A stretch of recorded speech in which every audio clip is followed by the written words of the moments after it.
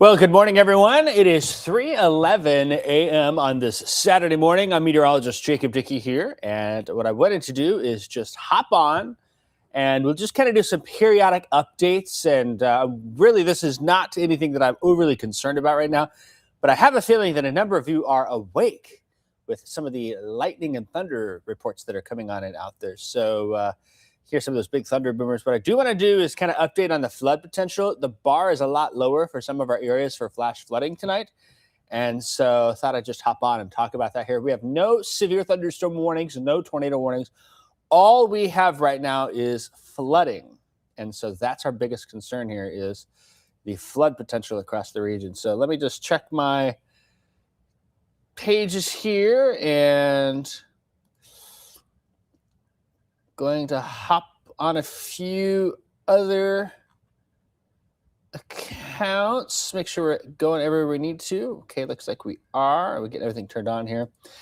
So what I am wanting to do is, if you're watching, let me know where you're watching from. And then if you're having some flooding reports, I would appreciate that, because two-way communication going on here. So we know that there's been some heavy rain, and we know there's more heavy rain to come here. And so we'll kind of spend some time talking about. So if you got any reports, we will take those.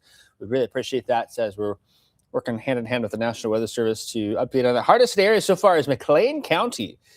Yet again, some really nasty flooding going on in the Bloomington area. The Sugar Creek went up 6.5 feet in 2 hours there, and that's a pretty stiff increase. And down in Minear, there is water that's entering a basement egress window. There's a number of vehicles stalled in floodwaters on Hershey Road and Oakland Avenue. And another Oakland Avenue report, we've got viaducts with water in them.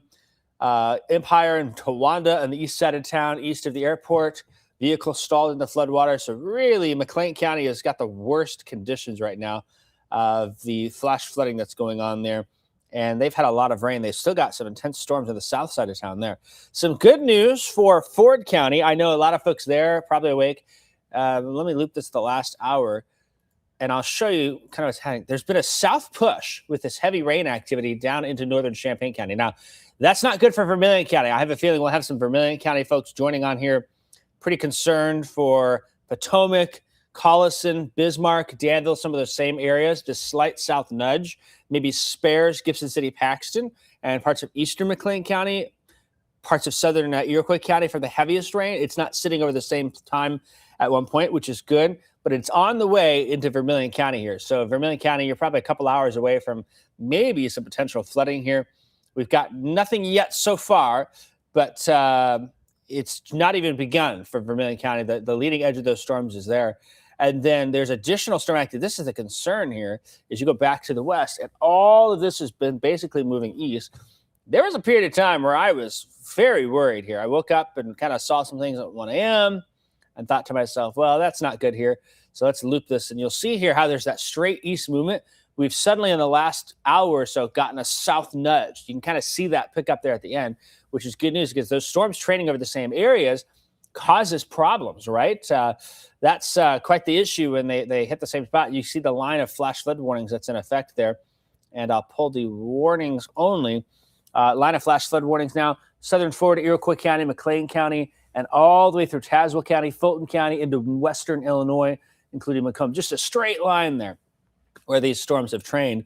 And again, McLean County has been the worst. They did opt for the considerable tag on that flash flooding. That woke up folks in McLean County with the wireless emergency alerts on your cell phones, given the flooding situation there. That's the only considerable flash flood warning we have. Just a basic flash flood warning here for Ford, Iroquois, and eastern McLean counties. And out to the west here also, there are observed reports of flooding, but they're not significant flooding reports, which is maybe some good news at this point. But McLean County has not been the case. Southern parts of the county there. Let me do this real fast. I want to show you the flash flood watches as well here. And I'll have to back out enough to get that to work. There you go. You can see the counties in green. Flash flood watch now down to Piatt, DeWitt, Champaign, Vermilion, Douglas, and Edgar counties. And I have a feeling that we'll be getting some flash flood warnings in Champaign County and Vermilion County before long here. That green box is a river flood warning. That's for the Vermilion River there. So that's a little bit different than these flash flood warnings, but they're all flood warnings at the end of the day. But this is the ones that we're more concerned about there. So again, if you're in Bloomington, Normal, southwestern, south central part of McLean counties, Leroy, Bentown, Holder, Downs, towards the Ellsworth area, it looks like it includes Myrna. Maybe tonight the rain is a little better than the tap in Myrna there. Cooksville, Towanda, not in that one. But then you go down here, Funks Grove, McLean, basically the Olympia School District, Hayworth, all in that. If you're in those areas, then you probably got a wireless emergency alert on your phone. And if you did not get that alert, then check your phone for your wireless emergency alert settings there. That might be something that you want to do, because if you didn't get the flash flood warning, more than likely you won't get the tornado warnings or the intense severe thunderstorm warnings or things of that. Debbie's saying something about an evacuation of Bloomington. Can you provide more info? Are they doing that voluntarily? Are they getting water in their home? What's going on? Bloomington, though, is really, really rough. And I'm seeing some reports from Fisher as well. So let me...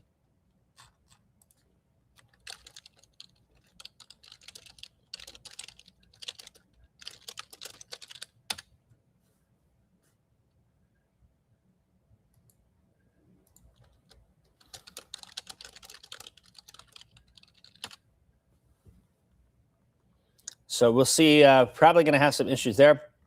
The other thing that I can show you, and it might take me a moment to find this here. Looks like I don't have it. What I'm going to do is I'm going to throw this full screen really fast. And I'm going to switch computers. And I'm going to throw up the other weather computer, because I'm just going to sit here and kind of point some things out. I think that might work a little bit more in my favor. So it's that. We'll switch that there. And then, actually, you know what? I need to... It's in the middle of the night. We got a little behind the scenes work going on here, right? Is that how that works? I need to switch this router 7 to max 1. And we'll pop that up. All right, so there you go with these storms coming in.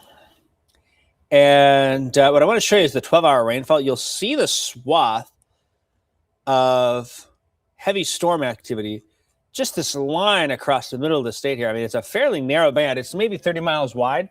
Goes through Macomb in western Illinois, between Burlington and Fort Madison down there in Iowa, Keokuk, Iowa, Carthage, and I mean it's pretty parallel to the US 136 corridor. Then it gets through Fulton County, Tazewell County. You start seeing those purples, you're over 4 inches, and some of those pink colors now indicate 6 inches. The other thing is the numbers on here are likely being underdone. We think that the radar is not accurately picking up how heavy the rain is. Some areas have had some significant rainfall totals. And when I say significant rainfall totals, Paxton got a ½ inch of rain in 17 minutes. Bloomington got, I think it was 0.88 inches in 30 minutes, if I recall correctly. There was some torrential rainfall with these storms in a very short period of time.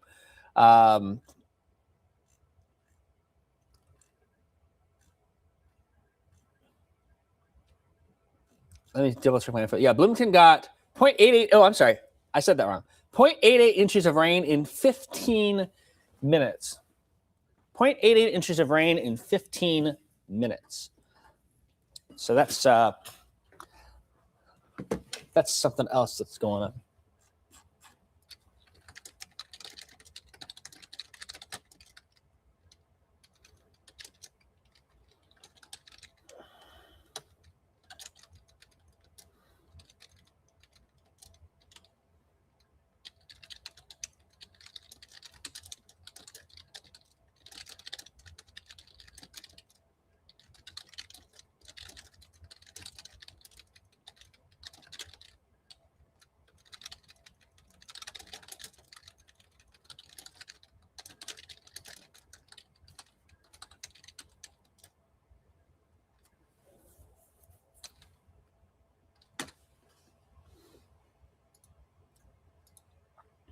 Sugar Creek in 2 hours went up 6 feet in Bloomington. That's something else that happened there, and I'm just kind of following up some more information. I'm going to look at the Sugar Creek flood gauge on there because there's, we're talking about last night. Say these same areas got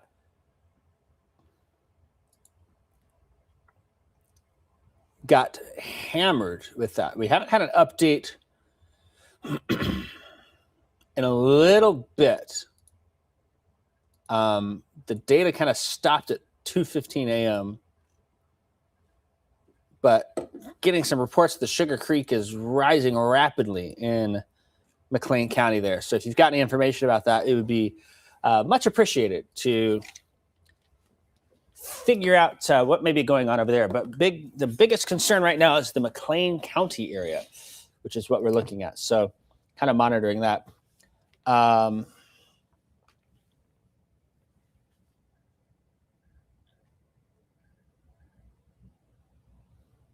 Just checking some of the comments here. Water over the street in North Gibson City.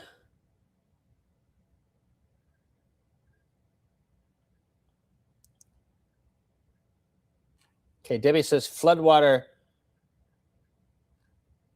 is touching their house. So that may be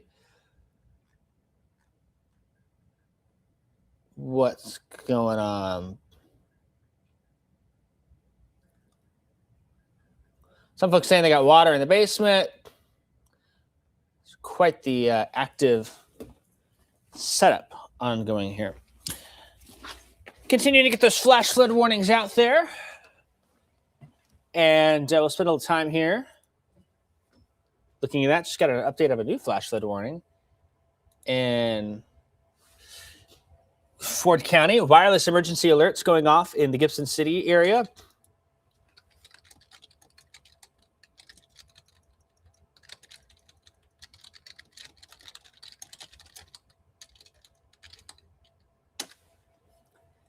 And at least for now, the heavy rain has subsided there, but there is still an issue with quite a bit of that rainfall in southern Ford County. It's not the heaviest it's been, but it still is a problem here. And so that's what we are looking at. I'm getting a few other things adjusted behind the scenes here, so pardon my racket as I make that. But likely some folks joining the stream from Ford County. Considerable flash flood warning, and that activates wireless emergency alerts. That's a Samsung. I need the Toshiba remote control. Where is that? Sometimes people take our remote controls and hide them around here. We got about 50 TVs, so that means 50 wireless emergency alerts. Champaign County just got a flash flood warning also issued. This one, I believe, is a basic level one. I do not believe that they are activating it for the considerable tag, because otherwise my phone would have gone off here. And I need to switch weather desk to, there we go. So emergency alerts in Gibson City and in Paxton for considerable alert there. Oh, hey, Kevin. Kevin's awake. You need a microphone? Oh, I just heard myself come over to the phone. And you're like, I'll come in there. Sugar Creek went up 6.5 feet in 2 hours. Bloomington got 0.88 inches of rain in 15 minutes. So I was like, I'm going to jump on here. Some folks were saying that water was encroaching homes along Sugar Creek. So I was like, I'll just kind of watch. And we just got the upgrade in Ford County for a considerable flash flood warning. And then Champaign County, they added it. Vermilion County, not far away, but we're about to get a nice thunder boomer here in the Champaign area. So I've got the chat up here so I can see some flooding in Fisher, I should say, being reported. Taking on water in the basement in Fisher. We got no severe weather. Do you want me to go get your microphone? I think, you want to? Okay, you want the anchor? Yeah. Okay. So Kevin's joining here. He was taking a nap in the weather office. I went to bed at like 7, and Kevin's been here since 2 this afternoon, I think, give or take. So we're just kind of sleeping as is. Oh, Kevin, Days Inn called. Yeah. What? They called. They said that they wanted to put a hotel chain upstairs for us to utilize. Great. Be fun. So, I'll get you a mic here. Are you waving at me? Something going on? No, I was waving. Oh, you popped in the camera. Oh, we're on now. Oh, okay. I didn't realize you flipped it over there. Okay, I'll turn your anchor mic on here. Give me a mic test. 1, 2, You are 3, on. 4, 5. Probably my favorite comment from this week is somebody said that they had been spending more late nights with you and I than they had their husband. And I said, I've been spending more late nights with Kevin than I have my wife. Yeah, So. no doubt. No doubt. Uh-oh, what's going on there? Oh, okay. Got no severe thunderstorm warning, which is nice. That's a good change of pace here. But So there's no warning on that champagne, huh? say again? There's no warning on the champagne. No severe thunderstorm warning, thankfully. But it is a intense storm with the lightning, based on some of those reports that we've gotten. There's just not a lot of. The other good thing that's happened in the last little bit is there's been a south push. In fact, if you look at that champagne camera, you can see the shelf cloud rolling in over town here with that lightning coming on the very edge. Are you controlling the camera, or do you want me to? Yeah, I just got it pulled up here. Ooh, man, gosh, that made me think there was a power flash there. Just the way You thought you saw one? I thought I did, but I think I'm Oh, still. look how low that is there. Yeah, Wow. That's impressive. Yeah. There's nothing showing up, but yeah, definitely no rotation or anything in there. But yeah, that would be looks spooky. spooky. Yeah, especially with the lightning kind of like All right. backlighting it a little bit. Jimmy's saying good morning, sarcasm. Yeah, good morning to you. Do you know that I actually? I mean, we're really in the late night stuff here. It's after midnight. We can say what we want, Kevin. Can I tell you? Oh, go for it. Do you want to mute the mics for this? Do we No, need to? it's fine. I Okay, don't all care. I'll get roasted for this, but I don't really care. I actually hate the term "good morning." I do. I do. I hate the term "good morning." Ladies and gentlemen, let me tell you something about Kevin Lighty. Kevin Lighty will be more likely to be at work at 2 a.m. than he will be at 2 p.m. He would rather be here late into the night as a night owl. Yeah. Versus. Oh, yeah. Yeah, I mean. I have late night owl tendencies, but I feel like I just have this weird thing where I could sleep a couple hours and be good. I didn't get a nap yesterday at all. No nap? No. I went to bed at 8 p.m. Woke up at 11:30. My dog jumped on me. And then fell back asleep, and then woke up at 11:30 and kind of saw the storm set up. I thought, oh, that's not good. And then what time did I text you first? 1:30 or something like that? I kind of thought maybe you'd go home, but I wasn't sure. Yeah. Yeah, so I was here and watching those storms coming in, and I was like, well, I'm just going to stay here.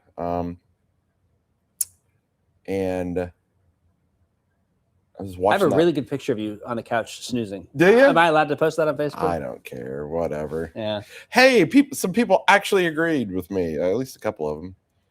Heather says me too. I love it. All right, great. I did not get donuts last night. Well, they weren't open, so I couldn't get them. Somebody messaged me that they're open now at like 8 a.m. and I was like, "Are you bringing me something?" No. Ooh, good morrow. I haven't heard that term. Good morrow. That sounds very British. It's medieval times. I want to throw up the Gibson City camera. Somebody was asking about that just briefly. I've been looking at it. It's up at the hospital there. It's not raining as heavy. Rainfall rates around inch an hour up there are expected at the most. But I think that Champagne's camera here from the studio look at north gives us the best view. Yeah, I mean, that lightning once again. I mean, gosh. Man, that's such an ominous looking cloud. Yeah, it really is. And it's kind of moving slow. I didn't know whether to keep panning along with it or just stay with that lightning. Yeah, I'll pan around a little bit. But the lightning last night was actually, I meant to send this to you. The lighting last night, I think, was a little more impressive, but it's still pretty good tonight. Let's see if I can- There were periods of time last night where I thought to myself, this is like the day. People ask you, Kevin, do you get your milk with you? How much do you have left? My milk is gone. Man, it was a half-gallon night. No, I finished it tonight, actually. Oh, it's already got. So you're out of milk now? I'm out of milk. Oh, I'm man. out of milk. I'm out of milk. This seems like a Yeah. milk emergency. Well, it's kind of funny because you were at McDonald's and you asked if I wanted anything, and I was like, sausage, egg, and cheese McGriddle. And then you Yeah, it was McDonald's breakfast. can't have them. Golly. Yeah. and 4 then- a.m. 'cause I was I gonna- thought they used to have stuff at midnight, didn't Man, I don't know. I thought they? Whataburger starts their breakfast at 11 p.m. We need a Whataburger in this town. Yeah. We need a Whataburger. We need a Trader Joe's. We could take it in and out too. At a certain point, you get too many burger places though, but Yeah. or Smith Burger needs to open 24/7. They need to keep that food truck going. Especially in Muhammad. Yeah, yeah. I think they should open up in Gibson City. There's a few places. Cole's saying, can you change the comments to allow photos? Unfortunately, we cannot, but you can message both of us here. And I wish you're right. I wish that they could do that. Oh, yeah, that would be nice. Mark Zuckerberg, if you're listening, give us that ability. And then somebody's saying, I will brave this storm to bring you milk, Kevin. Somebody DoorDash this man milk.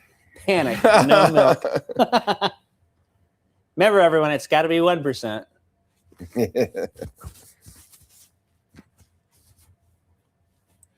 Man, I'm not gonna lie. So, not a lot of people know this, but I about a month ago had what is the worst feeling ever when my basement flooded. Yeah, you did have that. And- I forgot to talk to you about Well, that because yeah, we didn't 'cause see each other. we haven't seen each other for a month. It's like the only um, way we can hang out is when there's Yeah, nasty storms but- coming in. pretty much was the worst few days I've had in a long time. How much water did you end up with, if you don't mind me asking? Oh, there were 6 inches of water, 6 inches of water. which is like That's It- enough. You gotta. it took out my HVAC system. I didn't have air conditioning for 4 days or hot water because it took out my hot water heater. Oh man. So I was taking cold showers and we had no AC when it was, of course, the hottest week of the year. I'm kind of glad I was on mornings that week. Then. It was pretty horrible. I'm Yeah. not gonna lie. And again, this was a sump pump failure, to which I think is just wild that sump pumps only last like 5 years. Like, how is it that sump pumps only last like 5 years? It's 2026. We haven't figured out a way to get a sump pump to last more than 5 years. Well, I think we got it to last more than 5 years, but it just is better that how do I say this nicely? When you're a more regular customer buying things like appliances and sump pumps, people earn more money that way. Used to have a fridge last. There's still people got Well, fridges for the 60s yeah. that work like a. You ain't kidding. What are you basically? You're saying they don't make them like they used to? Yeah, I'm getting old enough where I think I can say that now. Yeah. That's how I feel about it. Yeah, so I feel for the people, and I have kind of PTSD from that. Like last night when I got home, I just hear the water pouring in to Do to my something. pit, Yeah. and hearing the thing just like run constantly. I'm like, don't fail, don't fail. I remember in the Gibson City flood, and that whole thing, my parents' basement Oh, flooded. And my parents were not in town. They were helping my brother move. He was moving bases for Air Force. And so they were out of town then. And I was the only one in Gibson. So that day that was 5 years ago, like 2 days ago. So that day I was trying to get info out to you guys. I could barely get text messages out because it took the power out. And so the sump pump just stopped working. My parents happened to have a backup generator, but the problem was the sump pump wasn't just able to kick back on. I had to manually turn it on. Mm. And when I manually turned it on, then it still didn't work. It had sucked up some gunk in the pipe. Oh, So when I pulled the pipe open, the gunk went Oh, solutioning shot out in your all over face. me Oh, in the middle of this. And I'm like, I don't know what that was. It got on my mouth. I'm still here today, so that's good. But I just remember, like, I was standing there, and there was about a couple inches coming, and you could literally see the water level rising up oh, because every one of our neighbors had water in their basements. man. Our home sits on a slight hill, but like just the water flooding in. Finished basement, of course. I'm thinking, Yeah. oh man, this is probably, it's after 2 a.m. I can say this. Like, I was like, Mom and Dad are gonna kill me. Yeah. That was the childhood thing when I did something wrong coming back Right, there, right? like, I'm gonna in get trouble. killed here. Yeah. But got it back and working, and I could watch the water levels start to drop a little bit. Mm. But boy, that was Yeah. not fun. It was the most helpless feeling. You're just like, oh my gosh. Yeah. It's, yeah. And so I'm still dealing with it because we had to, they still haven't kind of fully restored everything yet in terms of the damage. I had to cut out some of the walls and stuff. Were Brutal. you lucky to have insurance? Yes. Yes, but it's not going to cover everything. Usually, you probably had the sump pump insurance add-on. So you get I did $5,000. add on the sump pump insurance. The thing is, it's interesting with the sump pump insurance. It doesn't cover it covers the failure, but not the sump pump. So when I had to get a new sump pump, You had to pay. you have to pay for that. But yeah, no, unfortunately I did add that to my policy when I bought the house. Yeah, that's been a constant when I've had free time. It's work on the basement and try to get it back. Getting some significant flooding reports from Paxton. Several roads are closed. I bet Paxton. I feel bad. Instantly. Route 9 is closed. Same spots as last night. Ottawa and Market, Hardy's to Casey's. State Street and Taft have 6 inches of water. Center and American Orleans has 6 inches of water. At least 6 inches on Pell Street from Vermilion to Winter Street.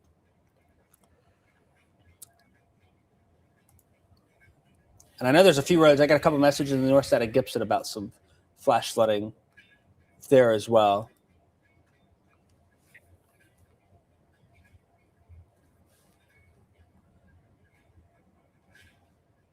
Somebody said, I got up last night to have chocolate milk to calm my nerves a bit. But Kevin, again, you're not a chocolate milk fan. We learned that last night. Yeah, I mean, I'll drink it, but Yeah. just give me the regular. Man, it's coming down here now. It is. I hear it. If I hear it, it's loud. That's very true. I don't know that if you knew this or not, but did you? Yeah. Did you hear about that? The water levels here. So we had that flood. Yeah, I'm going to pick up my stuff off the floor just in case here. I could not believe when our chief engineer told us about the water almost getting in here again. It was at the top level, wasn't it? The top of it. My goodness. I ain't gonna lie, if this if this keeps up, I wish I could. I gotta get to the city, so I don't want any of this to flood. Mm. Sure, that's not what this desk is made for, but It's fine. what's the over/under that our chief engineer will have to stop back in? Well, he might have to come back in to fix the. Oh, wow. There's a bolt. Sorry. How to start playing the game of looking at the lightning?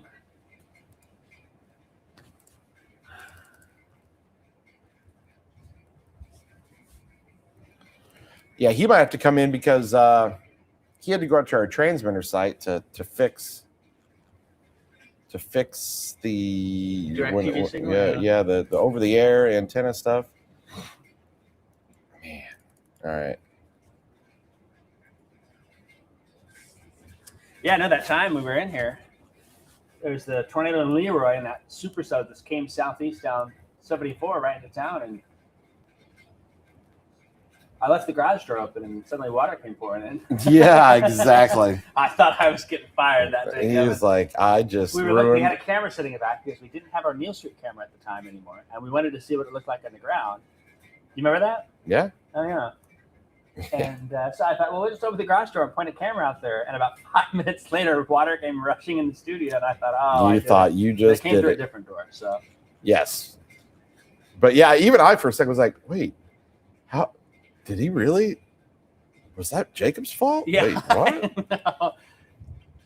It was like several hours before we knew what happened too. But I was like, I went Yeah. in there and I remember seeing the water just pouring through that crack in the door, and I was like, oh man.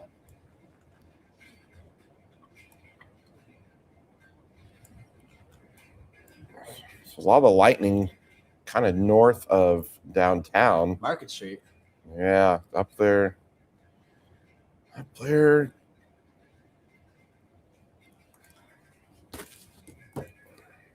On another note, Oh boy.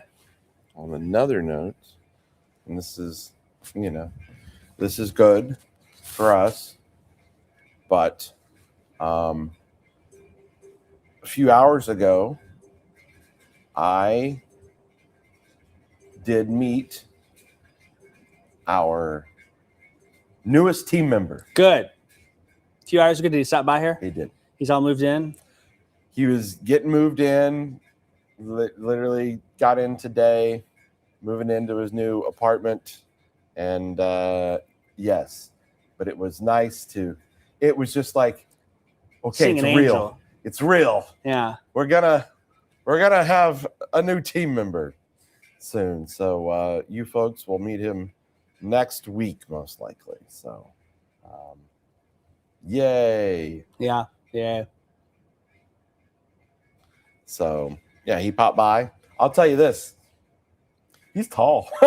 Is he really? He's tall, yeah. He's like 6'3", maybe. Is he really? Yeah, I wondered. yeah. He's tall. It's hard to tell in studios though. Like, Yeah, no, yeah, totally hard to tell. Yeah, he's a taller one. He was like, yeah, he's like, your production staff's gonna have fun trying to redo the cameras. Jack was kind of tall. Jack was about too. 6'3", wasn't he? Yeah, he was a little bit taller. Oh, I got a severe thunderstorm warning for Menard, Morgan, Cass County. I was wondering about that line back to the west there. There's been some gust of wind Oh, look at that. showing up in there.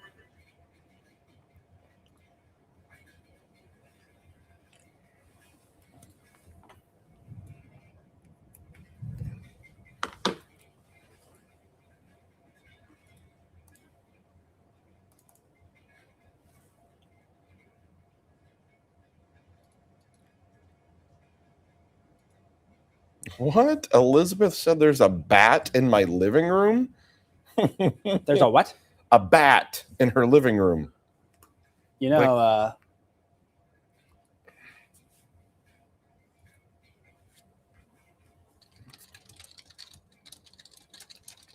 That's probably not ideal.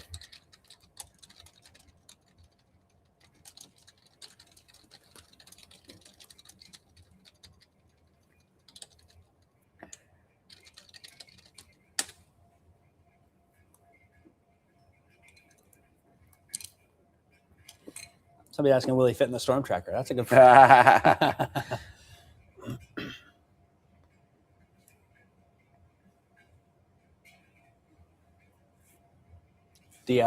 Somebody having a bat in their living room just reminds me of the Office episode when there's a bat.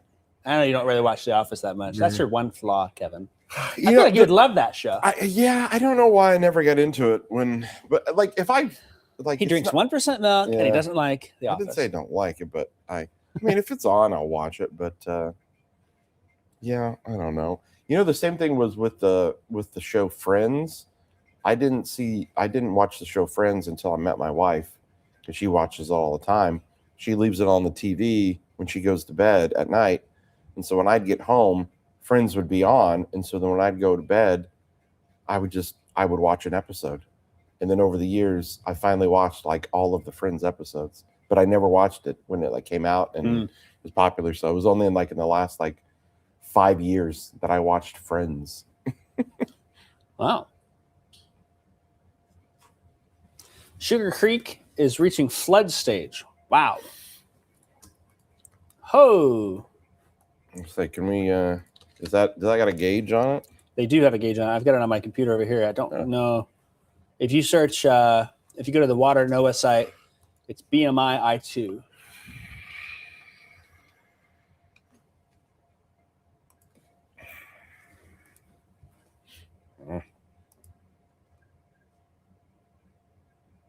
That yellow one there.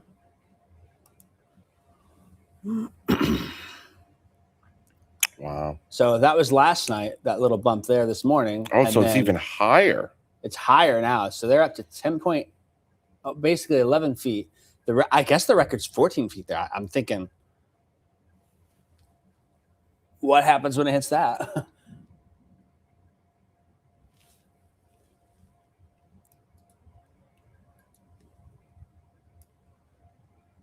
Because there's not really, sometimes the river gauges have, major flood stage, and they're just minor's 11 and record's 14. So I have a feeling that probably is.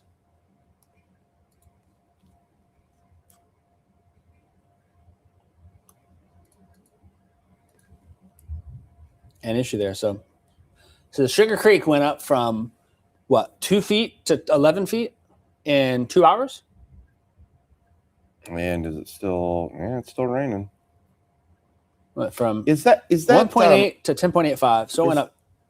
Is that flash flood warning within McLean County like a separate one? The Bloomington one, I believe it is. Oh, you know what? Maybe that is actually what went on there. Is that Because like some folks down at Leroy, and they were like, I didn't get the alert. I think they just did the considerable tag for Bloomington. for that center one there? That would make more sense.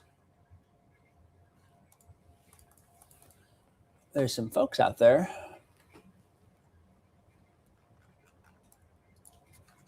So the Sugar Creek went from 2 feet to 11 feet in 2 hours. Let's see.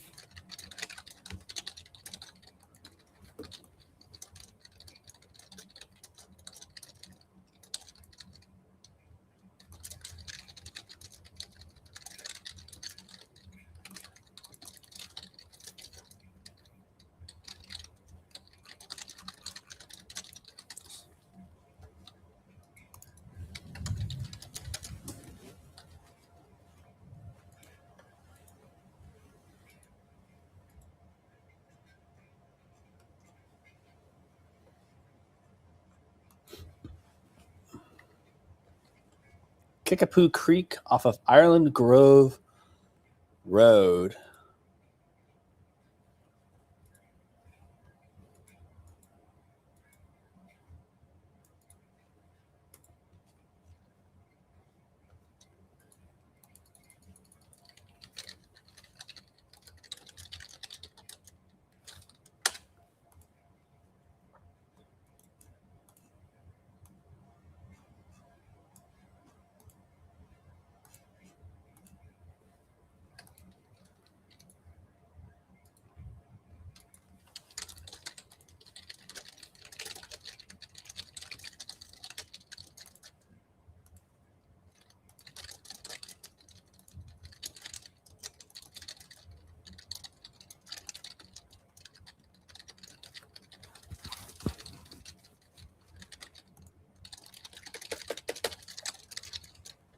Oh, so here's your. Oh, goodness.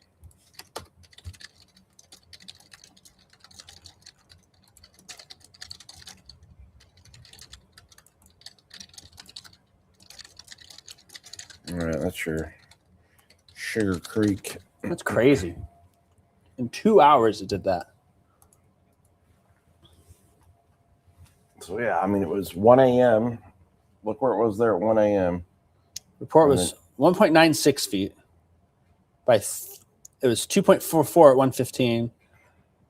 By 3:15, 1:15 it was 2.44. By 3:15 it was 10.89.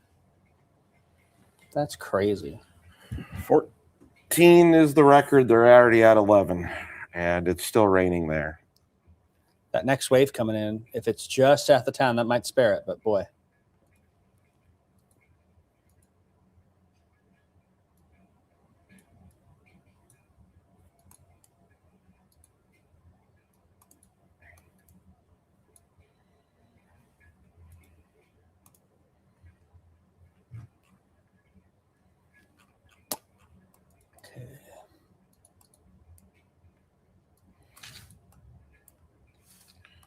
St. Joe.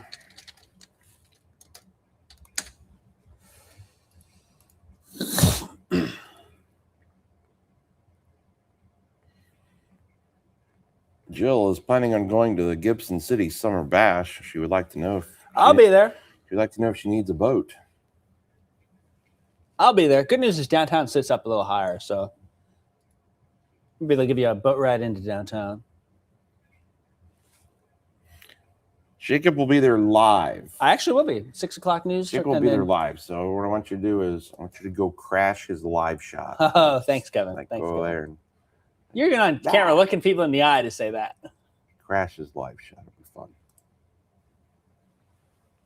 fun. We're saying we had no idea a storm was coming through. Last night it said clear weather.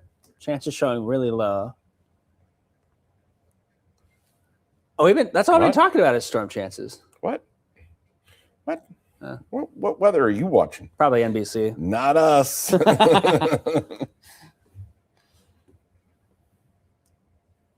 Oh, somebody's saying Sugar Creek flows into the Iroquois River. There's 2 Sugar Creeks.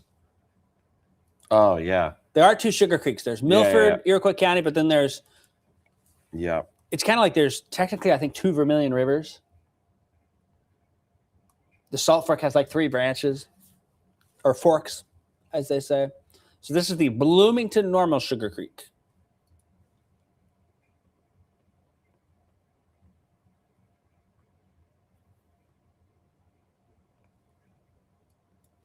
Rain's really lightened up here, thankfully. But Yeah, it did kind of calm down for a second here.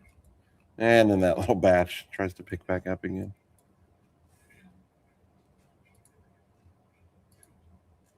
Yeah, Sugar Creek is in Indiana, too. it's like such a common name. I grew up with Sugar Creek. Pretty sure had like a, I don't know, was it baseball team or basketball team? We were sponsored by Sugar Creek Lumber. Pretty sure. Must have been. Somebody says they can see the center of Lot Boulevard, Gibson City. Wasn't visible an hour ago. That's good. Sugar Creek Hardwoods in Waveland, Indiana. Sounds about right.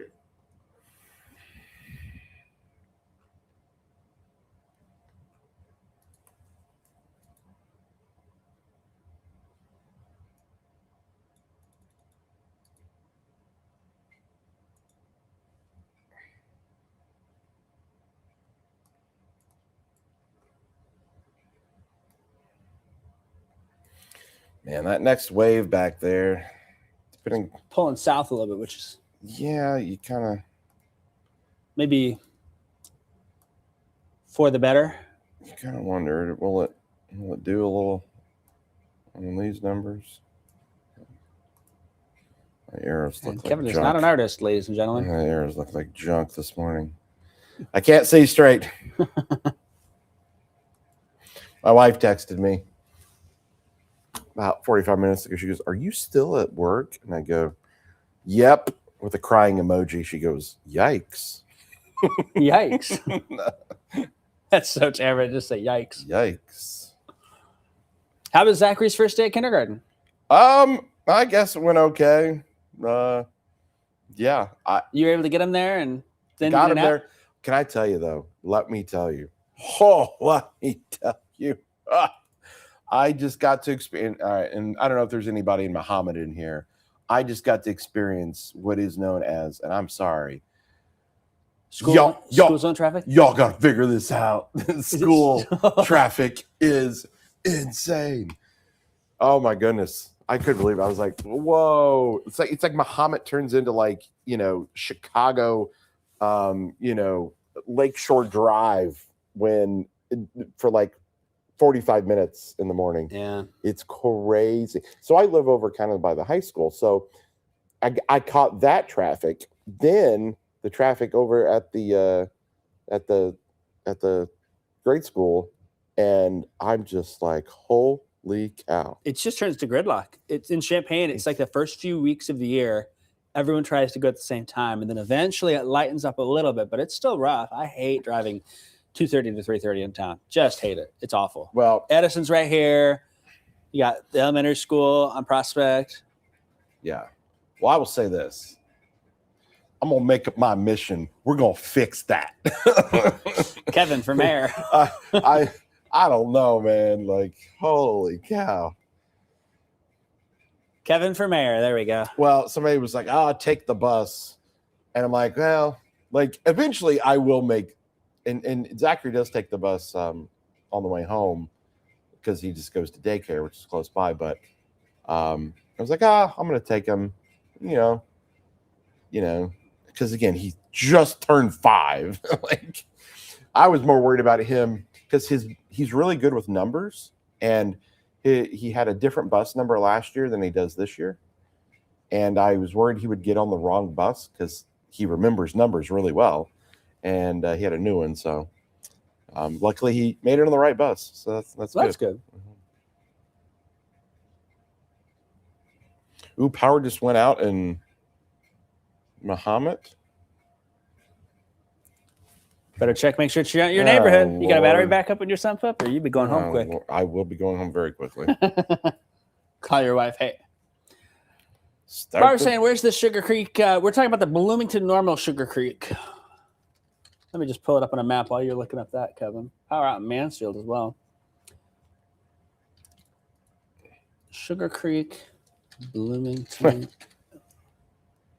Somebody said they'll bring you milk. if you Somebody really bring me want it. milk. Jimmy, don't get out in the weather to just bring me milk. I'm good, man. I'm all We got right. CVS across the street.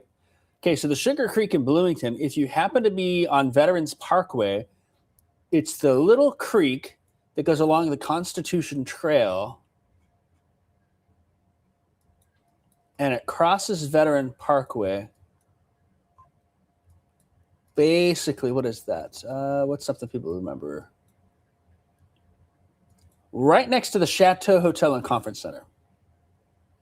So if you're familiar with that, I believe that's the old Jumers. Let me look at the street level here. Next to Jason's Deli, Steak and Shake. Yeah, I think that's the old Jumers. They call it the Chateau now. So it's north of Empire.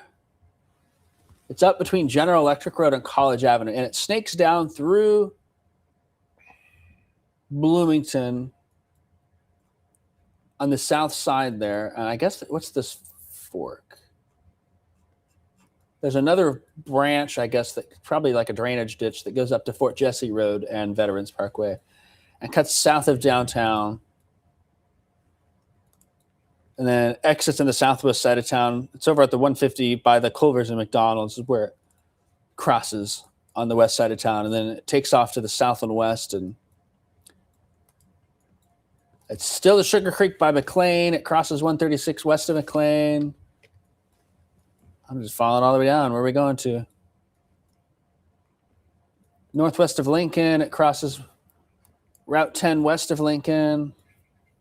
That's a little longer than I thought it was. And then it joins the Salt Creek southwest of New Holland and then heads towards the Illinois River. So that's the Sugar Creek in Bloomington that we're talking about there. Vermilion County added flash flood warning there. The old Jumers. You ever been to the Jumers in Bloomington, Illinois? You're more of a Bloomington, Indiana guy. I know. Yeah, I am indeed. So yeah, the old Jumers. We went as kids there a couple times. It was always the Castle Hotel, and they used to have this kids suite, and it was like this castle themed bunk beds. Oh, You know, when you're 4, it's the coolest thing coolest ever. thing, right? Go to the pool and have a weekend away. Like, this is a great vacation. I can only imagine what my parents thought about that. They probably liked it, but, you know. Jumers or St. Lucia? I think my parents would pick St. Lucia. Did you figure out where the power outage is? I was looking at the power outages. There's just curious because people are saying, "Oh, power's out in Mahomet." Well, it hasn't been officially reported yet. I guess on the Amarin map, but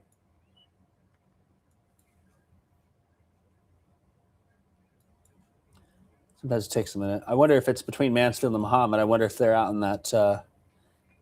Is it the Oxbow on the west side there? Is that what they call that neighborhood? in Mahomet. Yeah, you drop south of 150. Oh, yeah, that's actually where the tornado went across. Yeah, you're right. The Spring Lake, that's what it is. Oxbow Ridge.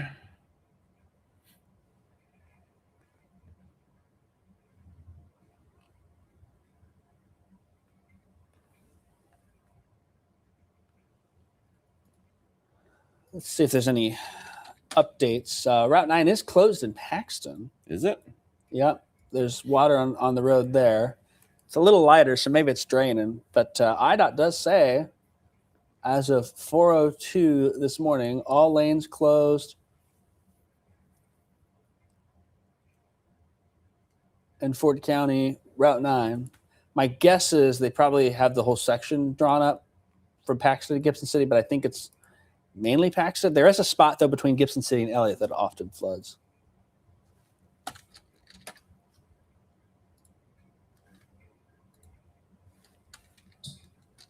No, they're saying, yeah, Route 9 closed in Fort County again.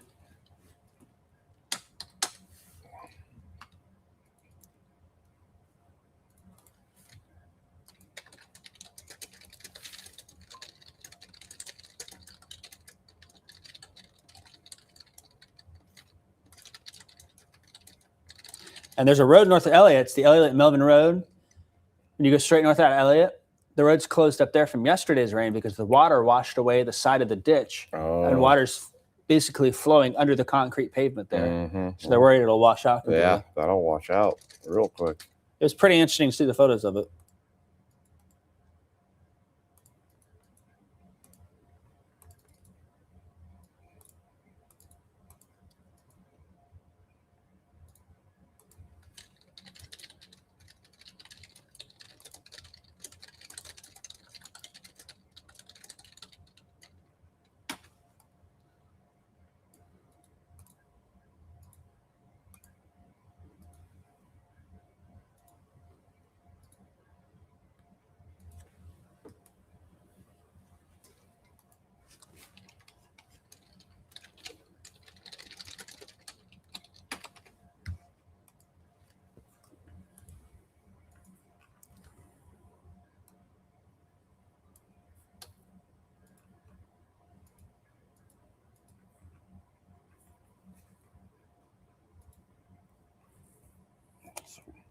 Route 9.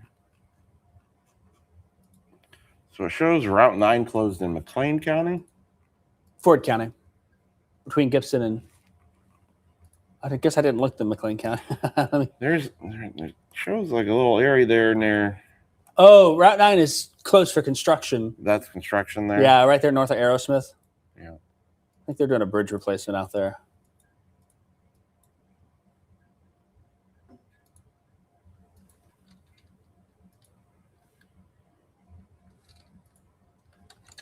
Man, poor John. John, I feel for you, bud.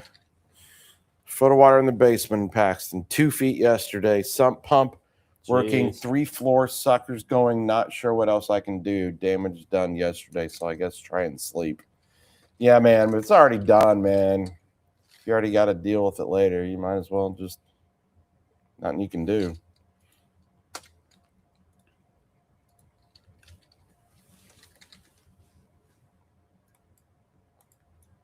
Uh-oh. What's that?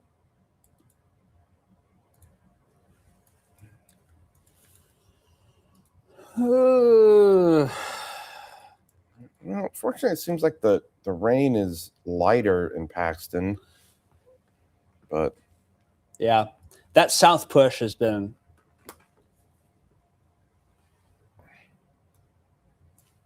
when I don't know if you saw the radar, but when I saw it between 11:30 midnight, when I kind of opened my eyes, I thought, oh crap. I was a little worried, but that little south push, I think, sparing from getting even worse than it already is. I mean, it's already bad up there, but now I'm thinking, all right, how much is Danville going to get? Yeah. But if it keeps moving south and you get a gap, maybe you're able to. Because it seemed like last night, once it started raining, it just didn't stop. Whereas we've got it was really like it was just oriented the right way there. Yeah. But yeah, this is, I mean, definitely that slight push on that heavier stuff, but that other stuff seems to be going kind of west to east. Yeah. You almost see the little swirl in there from the MCS coming through.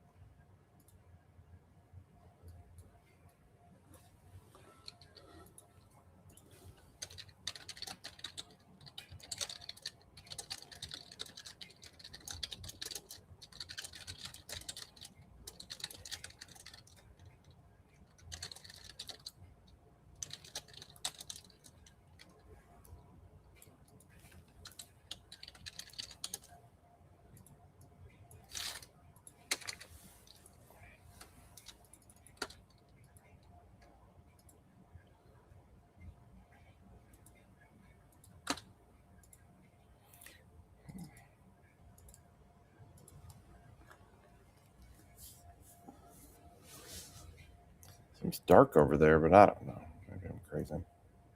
On the west side of Champaign? Mm-hmm. Yeah, it is. It also might be it's 4 o'clock in the morning Saturday. Yeah. Well, my weekend morning show shift is, starting now essentially. So, Mr. Smith there was asking, "Why are you up? You need to go to bed." It's like Kevin needs to go to bed. I have already been to bed. No, you're right.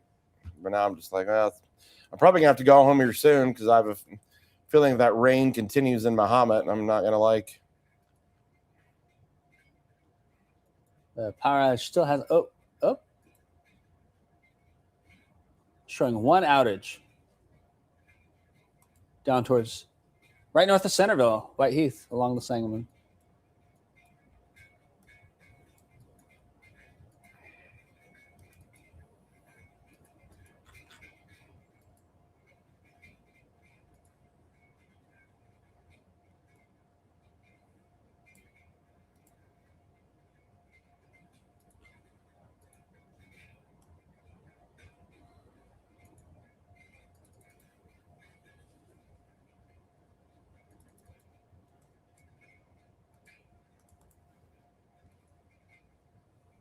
They were like, let's just issue the flash flood warning for Indiana counties. Yeah, here we go, Petersburg. Just it's gonna happen. Yeah. Oh, that's right. But that Danville camera, we should pop that one. I was literally just thinking about that when I zoomed that in. It's like, Danville. And soon we should get an update on the Sugar Creek in Bloomington. Yeah, how quickly is that thing updating? It didn't seem like it was updating the fastest for us, unfortunately, because there was a period where it was about 45 minutes old. Gosh, so it might even be higher right now, huh? Yeah. If you follow the trend line, it probably has breached 11. But if it keeps raining like it is, I mean, there's still some moderate rain there in Bloomington. It hasn't let up.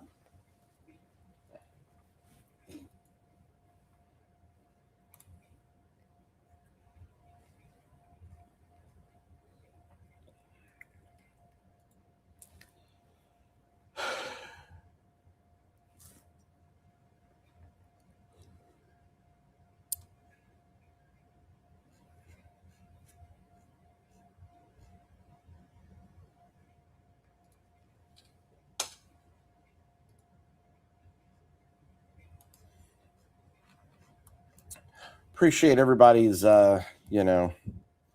concern for our well-beings here with our kind of wild week we've had.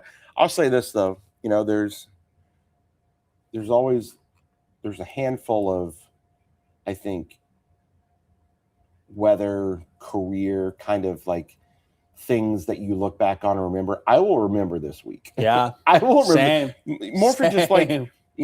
just like I know we've been on streaming and doing coverage like every day since Sunday almost. And With this the marginal risk for today and tomorrow, it'll be 8 days in a row that we've had some sort of severe weather. some risk. sort of risk that many days in a row is like, I mean, that's like the stuff they get out in Oklahoma, in the springtime where it's like, but we've had it here, but we've done it with our 2-person staff, which is just wild.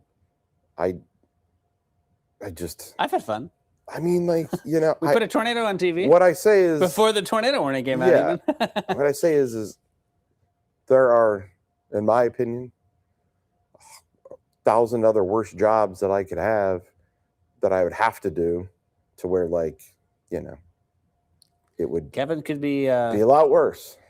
bus driver in the school zone every morning. Oh man, I don't know how those buses do it either, man. Yeah. Goodness. So yeah, I think you just got to do what you do, power through, and we'll get our rest soon. It'll get here.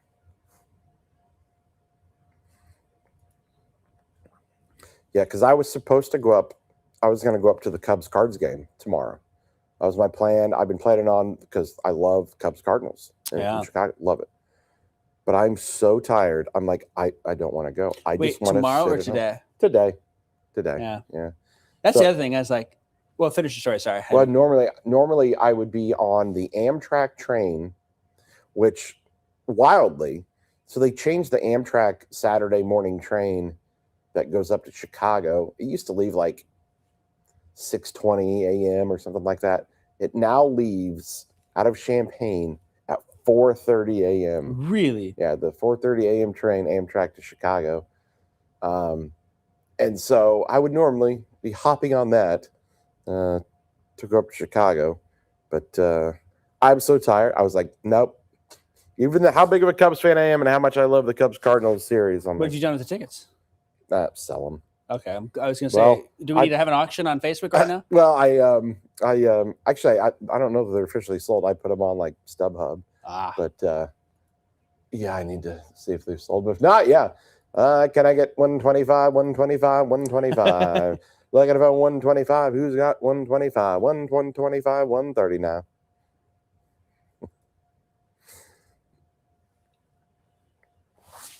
Yeah, that's the thing about this week. I told my wife, it's like, just because of how irregular the sleep schedule's been, I'll get 3 hours there, 4 hours there. I was like, this has been the longest 15-day week of my life. Yeah. Yeah.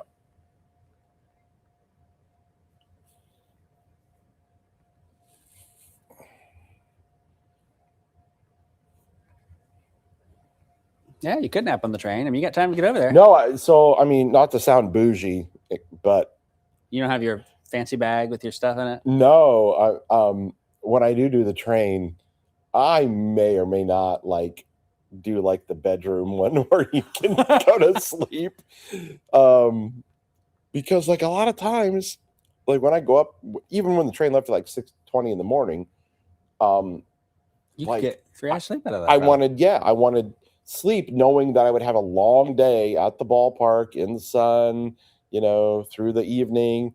It's a long day. So, and the Amtrak seats are fine to sleep in, but if you can just upgrade to the bedroom and actually sleep on a bed, it's actually kind of nice.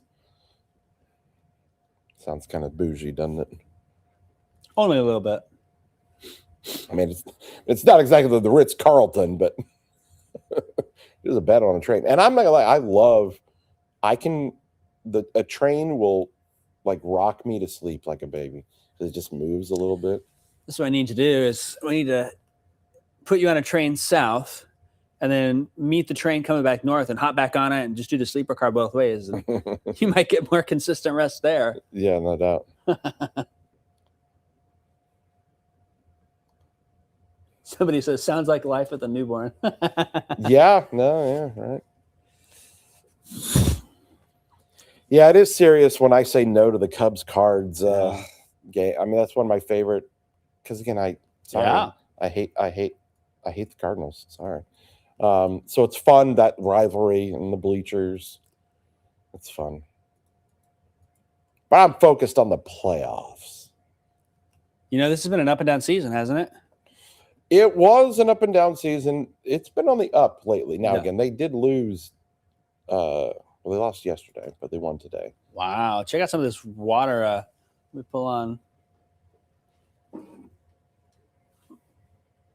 I got to figure this out. Let's see. 7's what I'm on. Check out some of the 12-hour rain totals in northern Champaign County. Oh, wow. Fisher's pushing the 5-inch mark there. And these typically are underdone a little bit. Wow. They really got that much.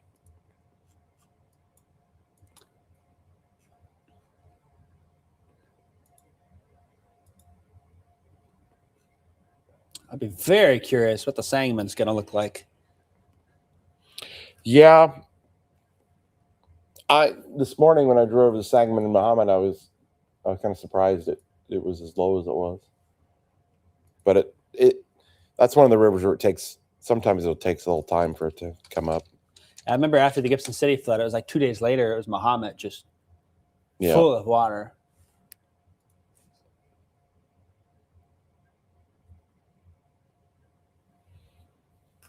So, yeah, any reports from Fisher, Rantoul, Penfield, Gifford, Ludlow, Yeah, I'd be curious about Fisher. I mean, Gibson, that's Paxton? that's 12 out. You're positive that's a 12 That's hour? a 12-hour, yeah. I mean, I could drop to the 6-hour and it'd probably show the same thing.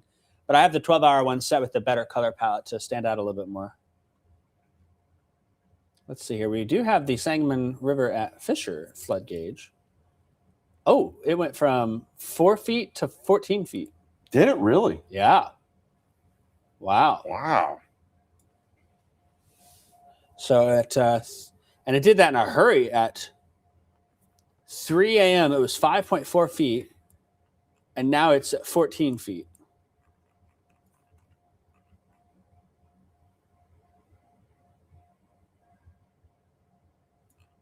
So it was up a little bit. Wait a minute. Friday? Oh, it's been constantly rising through the day. So it may not have caught on to this rain yet because the last report we had is at 3:15 a.m. So it's been rising. Okay, so it's the 24-hour rise. Oh. So it's not factoring in this rain. Yeah. Kind of see, because the Sangamon usually doesn't kind of flash like that. I mean, If it did, this is the time of the Yeah, year. no, I mean this. Yeah, it'll flash on that though. So yeah, I'll be real curious to. Yeah, because so that hasn't registered in an hour. No.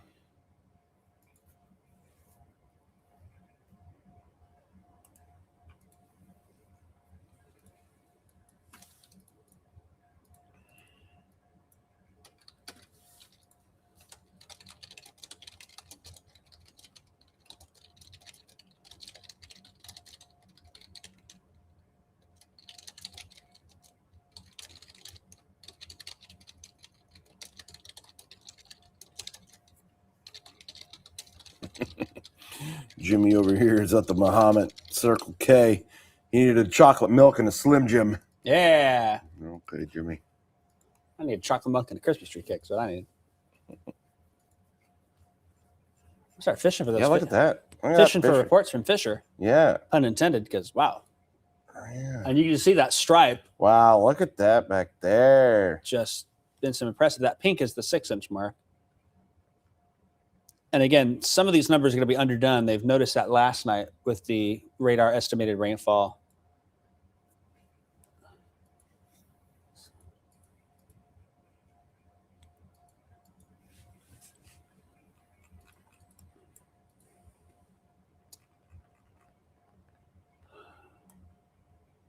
Well, I don't have to mow this weekend. Say again? So I don't have to mow this weekend. It's Well, too wet. By the time you're going to be able to mow, you're going to have a jungle in your front yard, probably. Dude, you were not kidding. You know who's made it out like a bandit this year? So the folks that do the snow plowing in the winter typically do the mowing in the summer. They had a great winter season. Yeah, they had a great They got winter. a great summer month Yeah. season too. No, yeah. Yeah. It's very true. Any reports from Fisher? Anyone watching in Fisher? Maybe they're all pumping their basements out now, trying to keep up. I don't know. Gosh, that might be. Oof.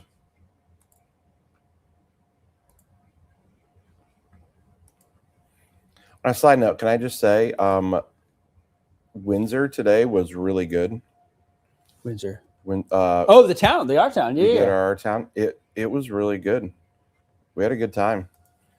A lot of good people. Heard from a lot of people talking about our severe weather coverage, and a lot of fans. That's good. Down 5 there. years ago, that December 20 went right by Windsor. Yep. And so a lot of people talking to us about the coverage we've had here this spring and summer, and talked about the Effingham tornado and all that, and the people down there. But some good people down that way. And my number one compliment is when somebody tells me that, how do I put this? Without, let's just say that when they say, I used to watch so-and-so, now I watch you guys. That's my favorite thing to hear when somebody says, because, a lot of people are very loyal to what they watch, or you know what I mean? Like, and then when they go, I've switched, that's the number one thing that makes me go, We've had some great right. success with Say, our all weather right. ratings. You look at some of our ratings, okay, on the news markets, it's split fairly evenly. We're leading only because we have a little larger area in most of the stuff. Yeah. But people turn here for weather. You can see Yeah. it in those numbers, which is fascinating. No, yeah, it's cool to know that, people either switch or turn over or whatever. But I heard that several times down there. So shout out to the Windsor Yeah, people. all the people are leaving. They're leaving the YouTubers and coming to us. That's what they're Oh, doing. yeah, there we go. Hopefully.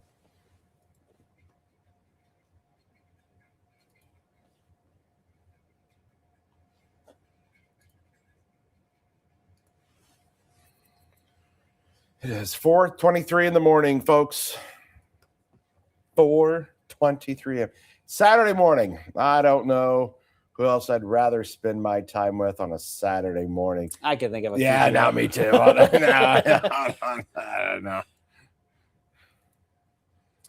We should just check on that storm coming into Springfield because there's some wind in there, but maybe it doesn't seem as impressive as earlier. Somebody said they woke up in Beardstown. I mean, they issued that warning. There's some Speaking of pockets in there. That's a huge polygon. Yeah. What are our folks at the Weather Service saying? Anything?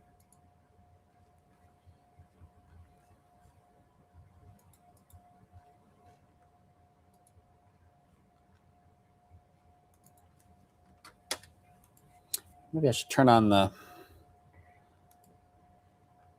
check the county info, see if there's anything.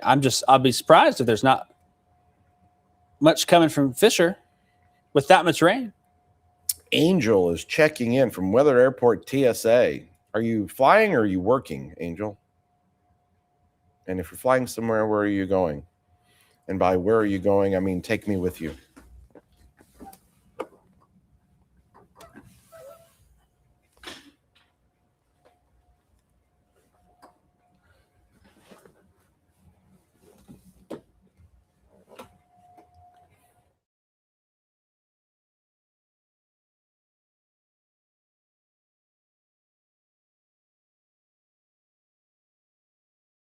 Okay. All right, folks. The rain continues. See, normally this kind of a thunderstorm, I would just be in heaven sitting at home listening to the rain come down and enjoy a little thunder and lightning because it's below severe limits right now. But like with just this flooding and just ugh.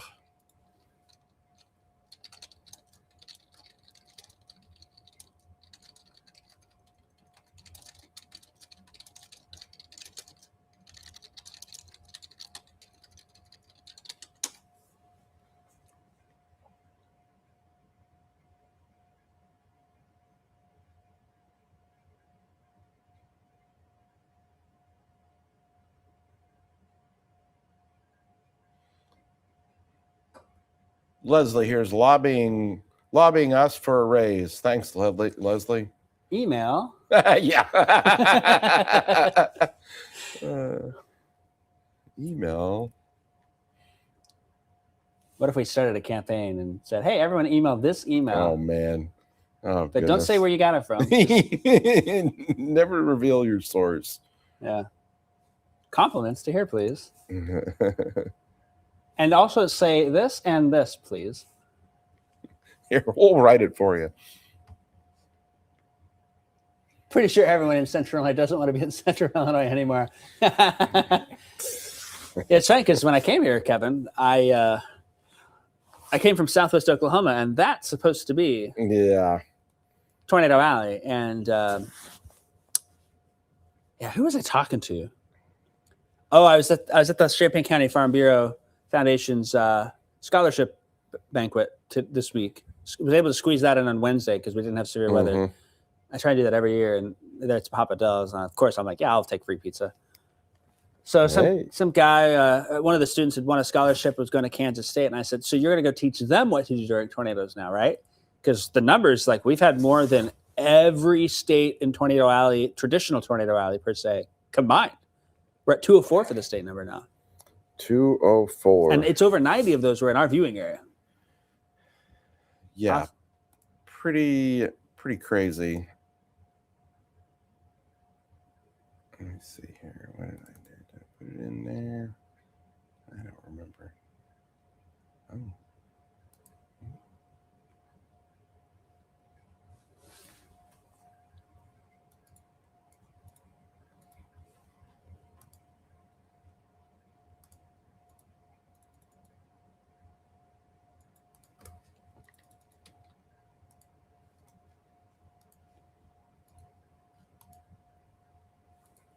Anyone in Fisher, Dewey, Rantoul? I bet the viaduct's got to be flooded in Rantoul. Like, I can't imagine that's not.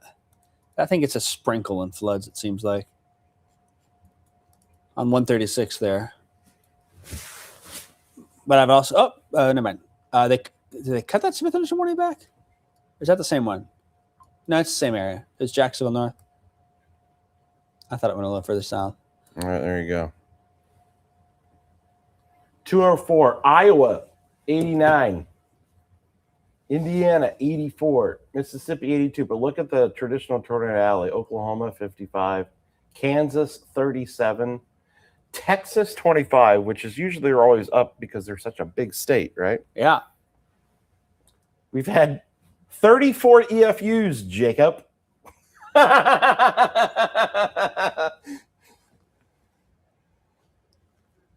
Some people don't get that joke, and that's fine. Yeah, we love it. A nice EFU every now and then. But 106 EF1s. Yeah. Is if you look at the numbers, we're highest in EF3s for all of them, but we have not had an EF4 because Oklahoma had the Enid tornado. Yeah. And that's the only EF4 this year, I think. One EF4. Yep. Only one. Which is probably because, God, if you remember like some of that Michigan stuff. Yeah, in March. Was around the time of the Kankakee tornado. That the Union City, Michigan? Yeah, that's right. The one that went across the north side of the lake and people on the south side of the lake that watching video was wild. I thought that would be I did too. Up there in the 4 range. But yeah, for us to have, I mean, this I hope to think that this will never happen again. But I mean, that's just a wild statistic. You know, the other thing about that too is we of course have the all-time state record this year for Illinois. But when you look at the all-time record for any state, it's Texas at 232 in 2015. Because one, Texas is such a big state. So we're only 28 behind that. But if you take the same density, tornadoes per square mile that we have in Illinois as Texas did in 2015, it would be like Texas having 950 tornadoes. Oh my goodness. Isn't that crazy? That's pretty crazy. Yeah. The other thing is I do at some point want to add up the length of all of them. But how many I don't have miles? time to You'd have to add 204 tornado lengths. But we've had some long lengths. ones. I mean, 25 miles, the EF1 from Deland down to Basota Mensdoras. The Effingham one was about 25 miles. Didn't you? Do you still have like the running tornado total thing? I do. I've got it actually over think- here. You want to pull it up? I think I got it. I just wondered if the graphic was updated because I've got it. I think is this it? Is this you? Yes. Is that When did I update that? That does not have the DLAM tornado, so you got to add one more EF1 on there from Tuesday. 'Cause I updated that on. I updated that last. we've had 90 in our kind of DMA on that map. 90. Goodness gracious. I updated that on the 10th at 11 in the morning. So that was Monday. I updated So that. 90. So we're at 91. 91. Sorry, 91. 91 of those 204 have been an Here, hour. let me WCA walk people through the manual editing you're process here real fast You do that. on my computer. Yeah, go ahead.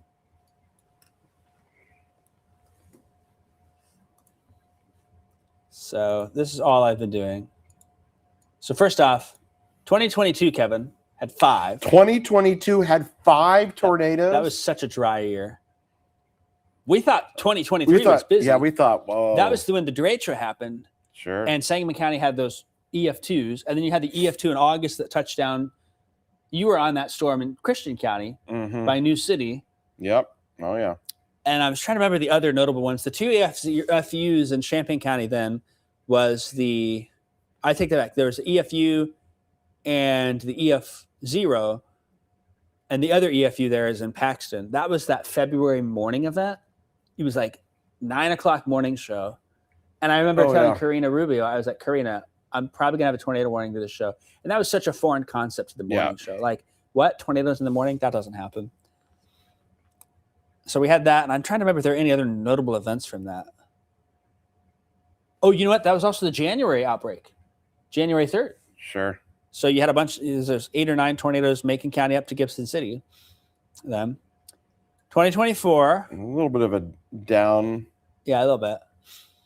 The Macon County ones was like this weird east-west moving or west to east moving. And it was like, do you remember it was that tornado? I think it was up by Latham, and it just looked super dusty, not a condensated funnel. And it turned out it was 4 tornadoes.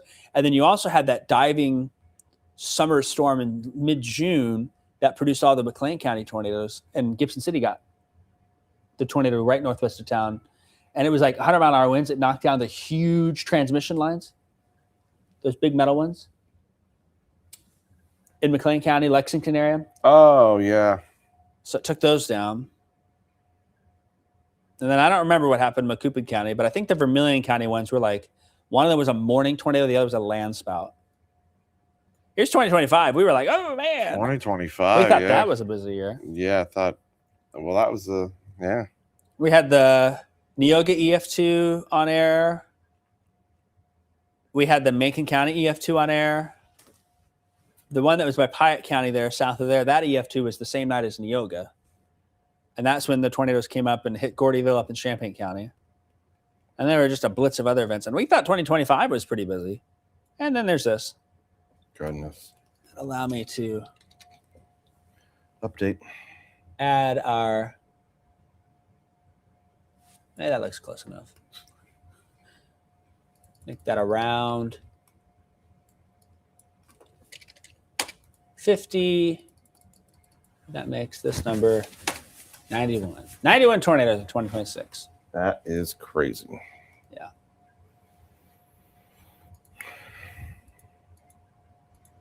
Are you? Do you happen to be in the? That? Do you have that one up still or no? I don't. Oh, never mind. I can save it now. Okay. Tornadoes. Yes. Okay, should be able to be updated. Anyone in Fisher? Still anything? Yeah, where's our Fisher people at? Where the heck is our 500 of you watching from this morning at 4:36 a.m.? Yeah. They're telling us to go to bed. You go to bed. Well, I'm gonna officially say at 5 a.m. I'm out of here. 5 a.m. out. That's when the fun starts. Well, yeah, you're gonna watch that second wave come in. Yeah. Oh, we got somebody in Fisher. Also ran to Gifford. Martin? Anyone? The flooding in northern Champaign County looks pretty significant, but we haven't had that many Oh yeah, there's people checking in Springfield, Urbana, Armstrong, east of Danville, out towards the state line. I wonder if it's like in waves. Like I wish we could follow where they're from constantly. Like they had to log in and tell us their location, because I bet when storms are moving in, you see an influx. And Yeah.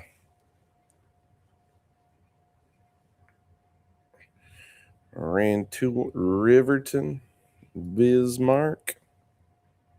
so I said we didn't want you to be alone.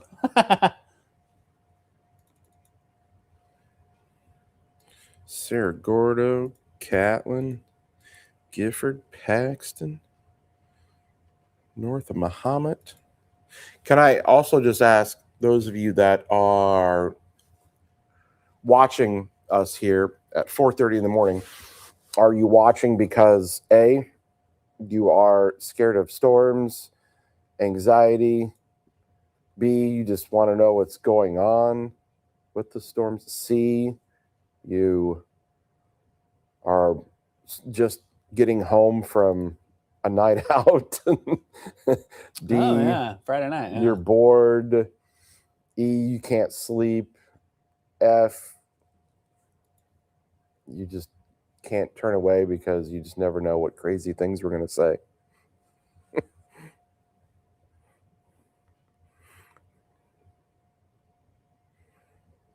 And I can't remember what A, B, C, D, and E, and F were, Yeah. so don't put the letters. Or G. Or G, something else. Yeah, what else? You're sitting on the Oh. toilet right now? Because we like you. Oh, that's... Somebody's sitting in the bathroom right now. They turn on their phone. Oh, we'll just watch here while I'm doing my business. AAV. Can't sleep. It's noisy. What did you say A, B, and F for? I don't even remember. I Should don't write it know. down. Want to know what's going on. Can't go back to sleep. We're pretty entertaining. Oh, it's a compliment, right? Oh, I'll take it.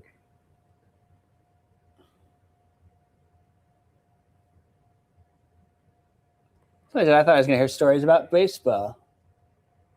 I'd love to talk some baseball. My Cubbies are catching the Brewers, baby.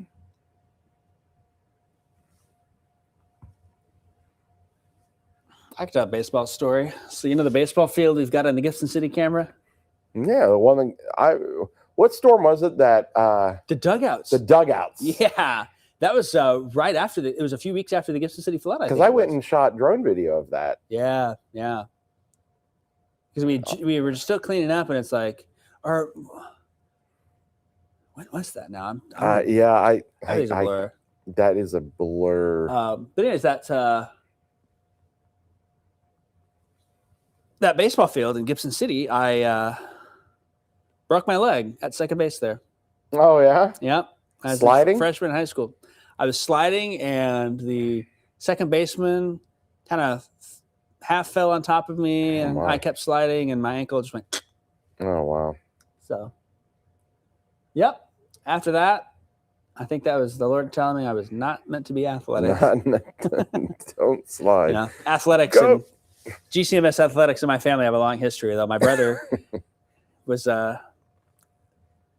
personally victimized by a golf cart at the golf course. Oh, Yeah, so he ended up in intensive care for 5 days from that. oh my. Didn't knock any sense into his brain, but Oh my. That's- Derek is checking roads and water in Fort County. Derek told me earlier. He told me about the one in Elliott. If you see any more, Derek, let us know.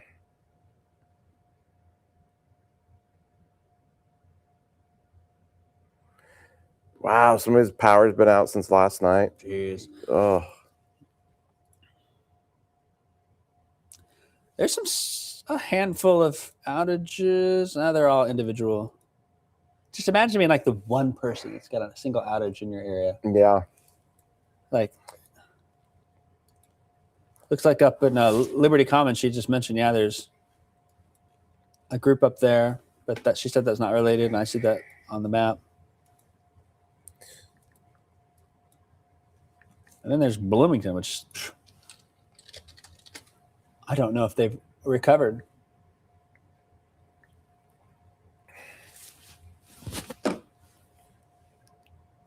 There's still in Cook County 8,000 customers out of power from the derecho that went through. Oh my gosh. Is that Tuesday? Oh gosh, yeah, right. Wow. Tuesday, Wednesday. Oh, yeah. McLean County's got 5,400. Cass County and Mason County each have about 500 each. So there's some outages from that wind coming through. And then Indiana, Lake County, Indiana, Yeah. still 118,000 customers. Whoa. 57% of the county Did a still substation? dark 5 days later. I think it was so bad up there. Well, 99-mile-an-hour winds will tend to do that. Yeah. Yeah, that's like That's the Wild that's West like out. Iowa stuff. Yeah. That's the Wild West out there, like how bad it is. Yeah, man. Yeah, like I said, Bloomington normal. Not. I was. Was that yesterday? Yeah. Friday, Thursday? That was Friday. Thursday. Thursday. That was Thursday.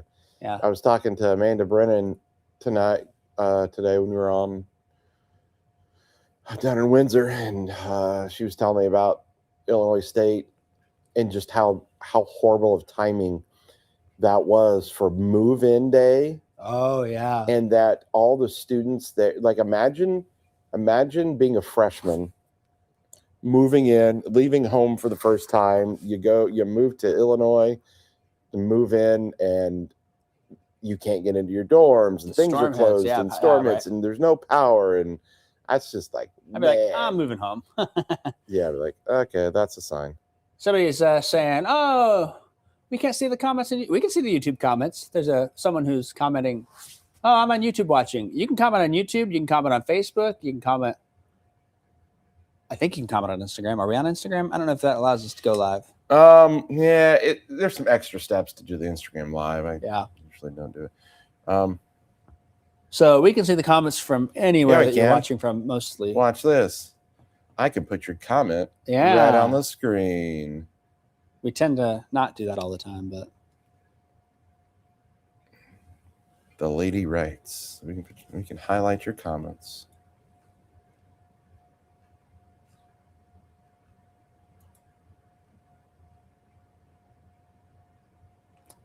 yeah, the number of people are saying, my basement's flooded in Paxton for the second day in a row. Man, that stinks. Debris and water across the road from the same picture I shared with you earlier. So that spot where the ditch was washed out and they had closed the road Mm-hmm. is underwater again. I'm thinking, I want to imagine if that road totally washes out in that spot. That would be. Somebody's saying, can you show radar projections? That's not. Oh, I forgot I didn't realize. Yeah. That was you. Sorry. Let's flip on over. Now, the first thing I'm going to do is I'm going to assess to see how right it is. I will say yesterday was the first day that I felt like guidance was doing okay for a change. That's not bad. It's kind of got the line storms north and a bit of a leg on the right there. So if we look at this, by 8, 9 in the morning, it wants to have it out with some lingering showers. And it's going to be fine tonight. Yeah, it's going to be hot this afternoon. Yeah. Oh, so the model's kind of... So that model there wants to not bring as much stuff in Saturday night. No, I was looking at some of the others, though. Let me check. The other ones, though, probably. Where's my other model at here? Here we go. Ken, no, there are not any severe storm warnings in this storm, for the exception of... No, there are none. They don't have any warnings for any of the storms. They're all flash flood warnings. I'll give this model credit here, this future track, Ooh. because it doesn't quite have that leg over there coming into Jackson, but it does try and develop it.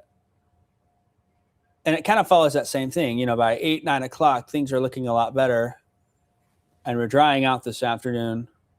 I don't buy that green being rain. I think that's probably some Berga. Maybe there's a few sprinkles, but it's not going to ruin any outdoor plans like Summer Bash in Gibson City. So, yeah, no, you're going to be good there. Wait, who's playing? Who's band? Do we know? Gibson. I got to look it up City? every time. It's a Foreigner? Night Ranger. It was Night Ranger. Last year was Foreigner.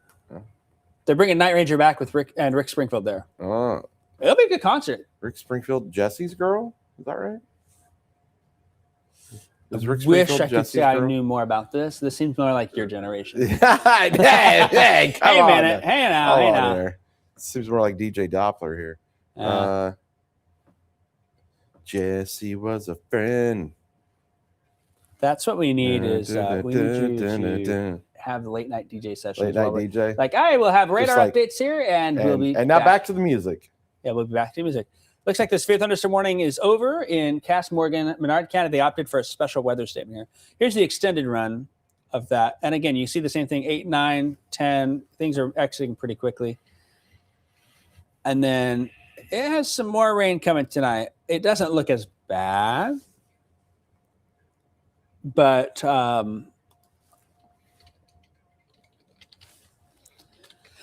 I want to say I don't feel like tonight looked that bad until, like, right now didn't look as bad on guidance until like 24 hours ago. Yeah.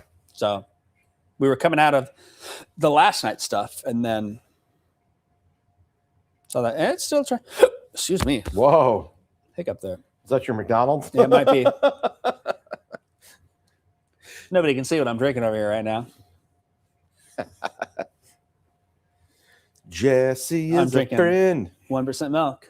Yeah, right. Yeah, I know he's been a good friend of mine. But lately something's changed that it's hard to define. Jesse's got himself a girl and I want to make her mine. This is what happens at 4:48 in the morning after a week of severe weather. I'll stop now. I'll be opening for Rick Springfield tomorrow. Thank you. I would pay to see that. All right, your radar's the one working now. Okay. It's like, get to work. Do something. Stop singing.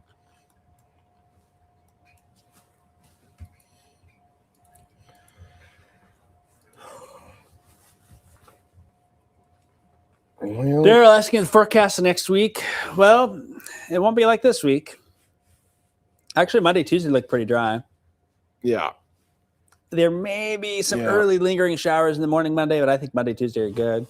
There's a front coming Wednesday, or a little system that may bring some showers, but I don't see the stagnant pattern. It doesn't look that hot either.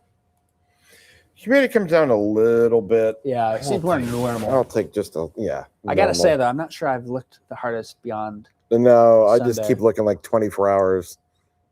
I do feel like guidance has been up and down a little bit too. Like the latest runs this morning, try and put 70s at the end of next week. That would be nice. That would be nice. But I felt like when I was forecasting last, which was 24 hours ago, I was in here getting ready for the morning show. I can't remember what days things were. I don't I felt like it was trying to put 90s at the end of next week. It just seemed a little Yeah. up and down and inconsistent. It's going to be whatever that jet stream mellows out. But I'd like to get this front through on Sunday, and then we'll figure out what next week. Yeah. But it's always interesting how quickly sometimes you go, whoa, fall's here. And we're not that far away. High school football begins next Yeah. Friday. Now it's always hot when the season starts. I think the Illini, I have to look that up. Let's see. Illinois football schedule. So their first game is September 3rd. So that'll be here before you know it.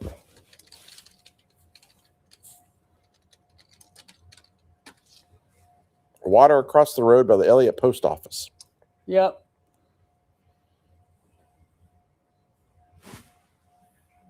Tommy Two-Tone, is he there too? Like I said, is Tommy Two-Tone coming to Gibson City too? I don't Or think is so. I think he wants you to sing it. Oh. That's the 867-5309, right? 867-5309. 867-5309. Gee, Kevin, if I didn't know any better, I would have thought you had a career as a radio DJ before you did weather. No doubt.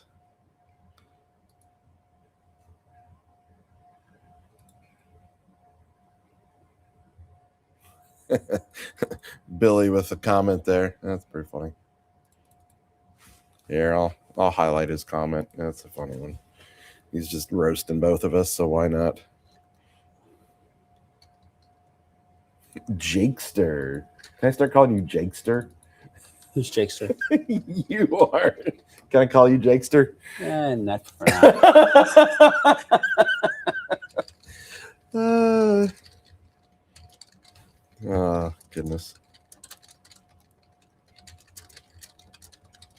Yeah, and NFL preseason started. Yeah, that's right. Yep, yep.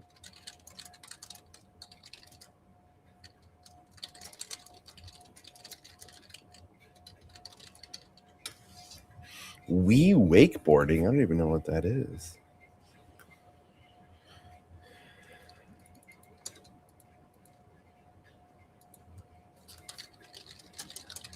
Softball season, says Valerie. Messing with your softball season.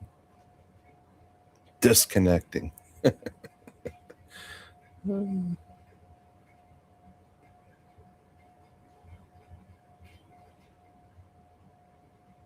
Pasodum used to have 867.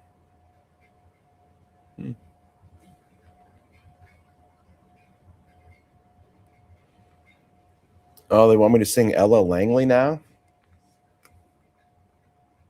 Say again? So they want me to sing Ella Langley now. Do you know who Ella Langley is? I've heard of this. I probably would recognize the song. You want me to sing it for you? Go for it. I would love for you to enlighten me. There's nothing I'd rather do right now, Kevin, than hear you sing at 5 a.m. I mean, I think I've done that a few times with karaoke at the bars, though, right? That's true. She's from Texas, I can tell by the way he's two-stepping around the room. Judging by the smile written on his face, there's nothing I can do.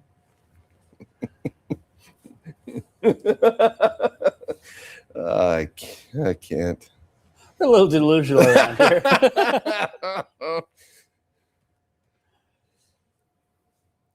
That song actually, so that song is actually in the record books now because it's like sat at the top of the Billboard #1 chart for like, I don't know, like 15, 16 Really? weeks or something like that. And so, yeah, very popular.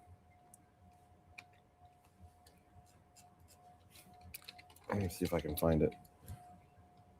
Yeah, so history by breaking the record for the most weeks at #1 for a non-holiday song by a solo female artist. 17 weeks.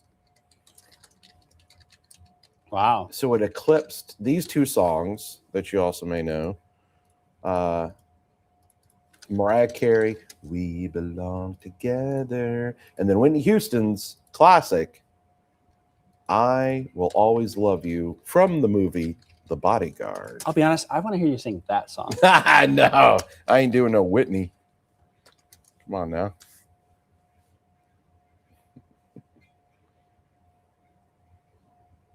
Christina Aguilera. I'm a genie in a bottle, baby. She's coming to. Oh, Ella's coming to the state fair. That's right. Oh, that's right. Ella Langley. Yeah. Did she already? I think. I can't think of what I'm day just- it's today. I'm just gonna say this because whatever. But our sports director, Glenn Kinley, may or may not have a crush on Ella Langley because he was like, I really want to go buy tickets. And he's like, but they're really expensive. she's on the 21st at the state fair. Okay. Crazy enough, if I didn't have to work Sunday, one of my favorite bands is actually playing Sunday at the Illinois State Fair. What band? And I can't go. And Lil I Wayne? am a huge. I do like me some Lil Wayne. No, Matchbox 20.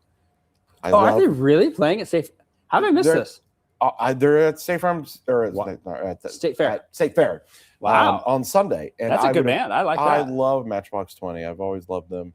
Rob Thomas, because one of the first concerts I ever went to was Matchbox 20, ironically, at the State Farm Center. Really? Yep. The first ever music concert that I went to that was a big name. Any guesses?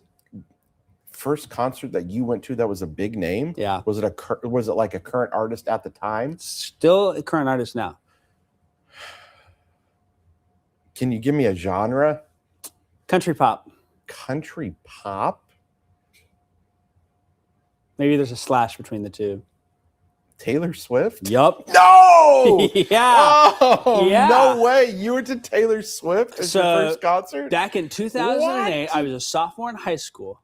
So this is, my you know, gosh. geez Louise, that's 18 years ago this fall.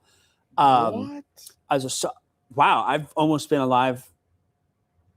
No, not quite. Never mind. Anyways, 2008, Taylor Swift did a private concert for the National FFA convention. This is young Taylor Swift. I mean, she's like 21 at the time or whatever. Sure. So still in her, folk guitar, and I hated it. Yeah, It was right? Because it awful. was, very folky. Yes. Well, what I Right? hated more was she would sing a song, and the music was good. Like, I don't mind her music, Yeah. especially from back then. But then, in between every song, for She would 5 talk? freaking minutes, no, she didn't even talk. She stood there and was like, because the whole Lucas Oil Stadium. Oh, it was like clapping and Yeah, and I think back then it was actually Conseco Fieldhouse still. Conseco. When did they yeah. build? Am I getting this? Well, two no, stadiums? it was just named differently. So there was the Pacers did play in Market Square Arena, and then that got bulldozed, and then they built No, this was the NFL Conseco. stadium that it was at. Lucas Oil. What was it before Lucas Oil? Well, it's called the Hoosier Dome, When did they tear that down? RCA Dome, might RCA Dome. have It been was the Hoosier RCA Dome. Dome, then it was RCA Dome, and then they tore it down and then built Lucas Oil. The RCA. Okay, the RCA Dome. It was in the RCA Dome because that got demolished Yeah, in 2008. yeah. I don't remember if that was in. Well, it probably. Boy, maybe it was Lucas Oil because it was just built. Wow. I can't remember. I wish I could definitively say yes. But anyways, it was a Taylor Swift concert, Taylor Swift. and everyone screamed for 5 minutes in between the songs. Oh my gosh. So she only played like 7 songs because everybody's there was another going nuts. 60 minutes of everyone in the audience just screaming. I was That like, come is on, interesting. play some music, right? When I go to the Symphony Orchestra at Cranert, they don't waste time with you clap and applaud, and then it's on to the next Yeah. concerto. Wow. That's Isn't that a story? that is a great story. Does Amanda Brennan know this? I think she does. Yeah, because she's a crazy Taylor Swift fan. that's like one of those things that you could use as like 2 truths and a lie. Yeah. And you go, my first concert was You know what my Taylor last Swift." concert was? That's a big name band. I take that back. I guess I've been to some, but like of that size, because I went to Eric Church at the State Fair, and that was interesting. Yeah. Yeah. And So- then I've been to some of the like Georgetown. Usually every summer has a great Yeah. It brings in a good act. Yeah. yeah. And then I don't know what they're doing this year. I haven't heard. Gibson City's got Night Ranger, but like think of like a 30,000 stadium or larger. What genre? Oh, I've not been to one like that since Oh, Taylor Swift. okay. It's Taylor Swift first and Got last it. for Got that it. size. Got it. Not my cup of tea. Well, Listen, people If- spend $1,000 in Taylor Swift tickets. they spend more than that, man. Yeah. Amy and Jeez. I can have a trip to Europe for less than the cost of a That's very Taylor true. Swift concert. Very true. I will say this, and I'm going to guess that nobody in this chat is a fan of this person like I am. And I am super excited. Jack Griffin. And I'm going to be front row when he comes to the State Farm Center in a few months, and I'm there. If anybody in the chat is a fan, shout it out and don't lie, because I'll quiz you on songs. But John Summit. You have no idea who that is, do you? I've heard this name. When you He- first said John, I was thinking John Mulaney, the comedian. John Summit. He's a DJ, like music producer. And here's the thing, he is a U of I graduate. I did know that. Love his story because he was like going to be an accountant. So he was like an accountant by day, but then he like DJ'd at night. And then like one day he comes in to work and his boss was like, dude, you've run on 2 hours of sleep here. He's like, this isn't for you. Don't be an accountant. Go try this DJ thing. And he did. And like, it's like the biggest thing in EDM house music. So Somebody said Shania Twain was good at the United Center. I've heard her concerts are good. I've heard Taylor Swift does good concerts too, but it's more the crowd and the fanatics that sometimes ruin things. Like maybe that's the way to put it. yeah. You know, you can have a good act, but if the people are going and the atmosphere is just, like when people scream, it just makes my hearing aids go. I love the honesty here. I have no idea who that is. No idea who that is. It's all right. It's okay. It's okay. It's a different genre of music that not everybody gets into, but I enjoy it. Well, I said 5 o'clock. It's 5:02. Well, here, let me go use the restroom real quick. You entertain people I'll with some more entertain the singing. people. And that way I'm, Let you go use the restroom there. Get a drink here. yeah, I get that. So, okay, All right, Kevin, This is your what's your closing time song? Is that what you're going to sing? you? closing time. Turn out all the lights off. Every boy and every weekend. So this is the time where Jacob is in the bathroom, and you guys can all say all the comments you would like to about All right, turn him. off the mic. Ah! Yeah, you said that. This is when Jacob goes to the bathroom. You can listen. I was like, I turned it off. Yeah. Let me take the battery out just in case. Yeah, it's always a good thing to do. Well, folks, we are still tracking these storms. Good news is it does seem like a weakening pattern in terms of like severe weather, but still these heavy pockets of rain that could still be causing issues here with some of the flooding. I mean these bands just kind of keep coming through, setting up. Jacksonville or Springfield, another heavy band there. Hopefully things kind of diving a little bit more to the east.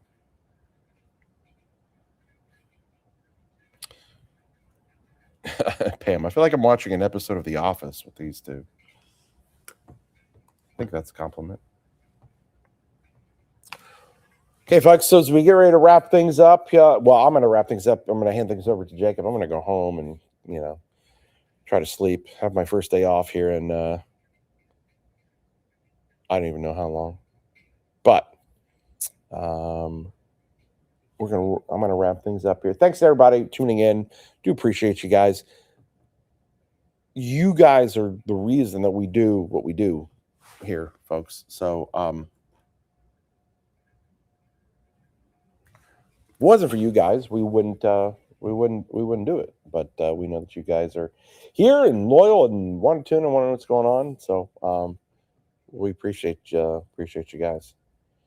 Semisonic is actually awesome.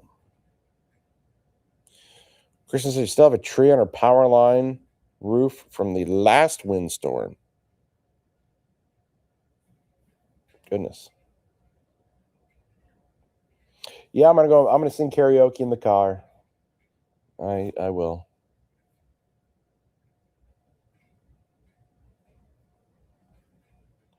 Another update. Animals have noticed bat and are going crazy. Oh, and this is Elizabeth who had the bat in her house. Oh, Elizabeth, still dealing with that. Okay. Yes, go Cubs, Leslie. Like I said, I'm kind of sad now that I'm not going up to Wrigley, but I'm just going to sit at home, watch the Cubbies, comfort in my home here tomorrow. Still a lot of lightning in some of these storms, but I don't think we're going to have any severe weather. Literally, it's these flash flooding. It's this flooding stuff that we may have to contend with here through the morning hours. I hope everybody is doing okay with their basements. I'm getting ready to go home to mine, and hopefully all is good there. Oh, no. What just got issued? I think that's been beeping since the severe thunderstorm. Oh, is that because you opened the door? Okay. I don't know how to turn it off. I should just like leave it I on. heard that button or that buzzer, and I'm like, ah. Yeah, the production comes in and they can turn it off. Yeah, I'm not going to the Cubs game, but if anybody would like to buy my tickets, they are for sale. You just message me. Cubs Cardinals, and is it a 120 game? Probably is. All right. Well, This is the part when Kevin leaves. part where I leave. Hand it over to Jacob. How am I going to entertain these people without you? I know they're pretty entertaining. They kind of help. Somebody made a comment. They were like, "I feel like I've been watching The Office these days." Some days it feels like that around this building. Oh goodness. Yeah, closing time. I'll stick around. I'll leave it on. We can gossip and chat and say what we want. Yeah, you can definitely do that.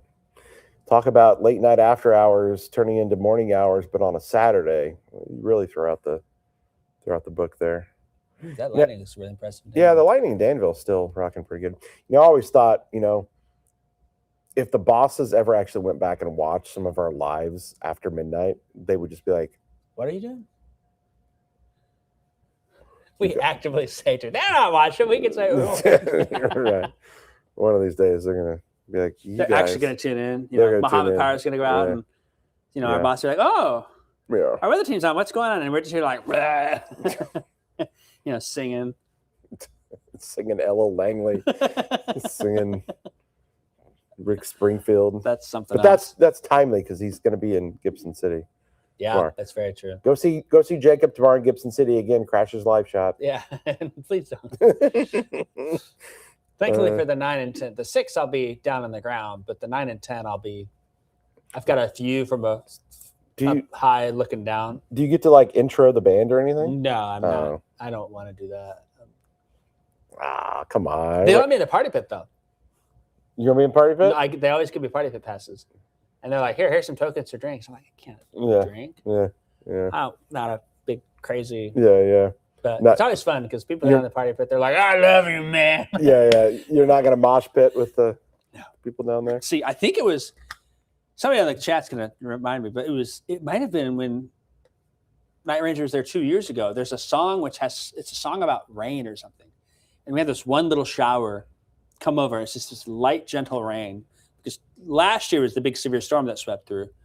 But it was this light, gentle rain. It was really, actually really cool, surreal experience. A lot of people 2 years ago remember that. Last year, lightning hit the substation up by Sibley, and it took out the power for all of Gibson City briefly.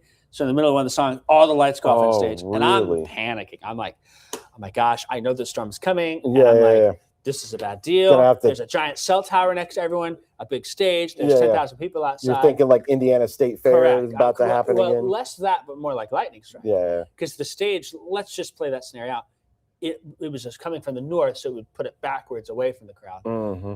And then keep people off the stage a little bit too, which is helpful. But I was more worried about the lightning. Sure. And were you like? I was like, okay, listen, you got to wrap it at 10. Yeah. And I said it about 9:40, and a minute or two later, the power went on. I'm thinking, oh my gosh. Oh no! Should have said everything came back on. They got 2 or 3 more songs, and I think they just closed it a little early, and they said, "Leave, go home." And then storm's boom. coming, and you could see this. You could see the storm's clear as day coming. And about 10:15. This was last year. This is last year. About 10:15, the doors opened up. The heavens came down, and it was windy and rainy. And oh man. Yeah. Well, at least you don't have to worry about that tomorrow. It sounds like. Hopefully today. Get me out of here.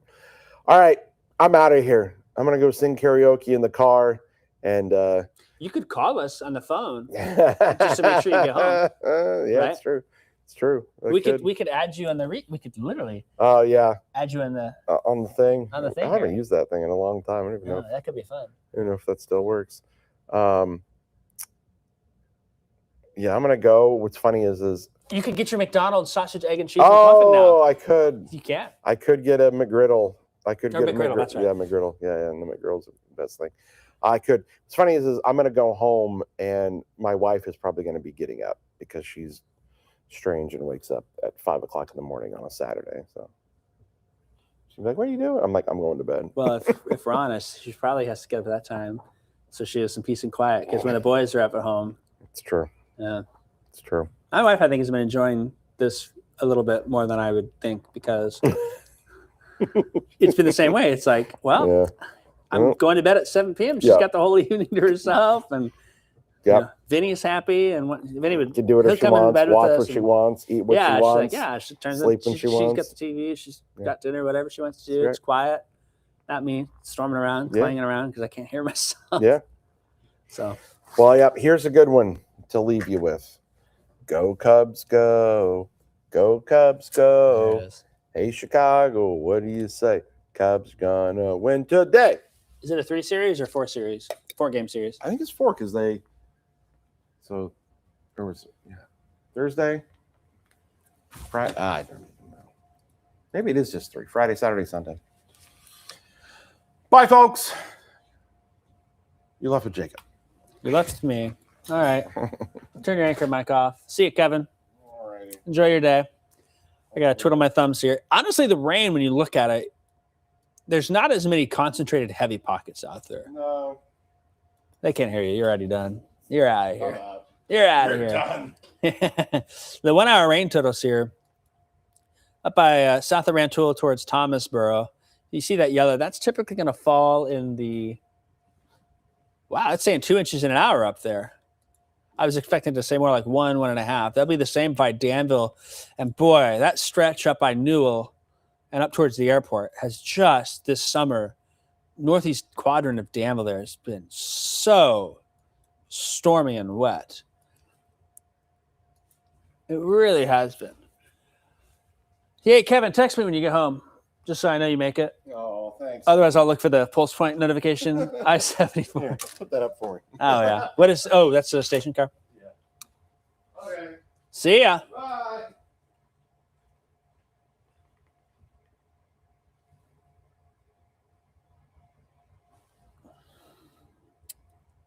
And I do want to just check to make sure. Excuse me. I'm just very curious about Fisher, Rantoul, Thomasboro. Anyone up there?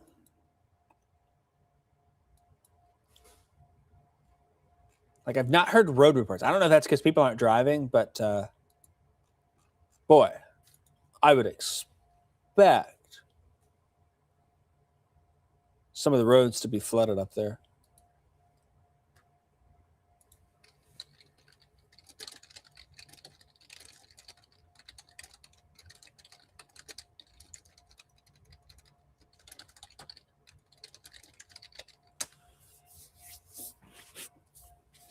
So we will keep an eye on that here. And I'm going to try something. You're going to see me play with some settings here a little bit. See if I can get this to work. I'm going to try and do the picture-in-picture.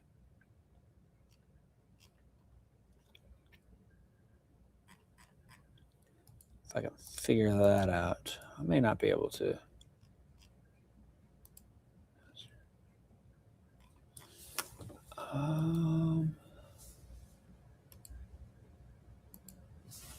What is that for us? 6.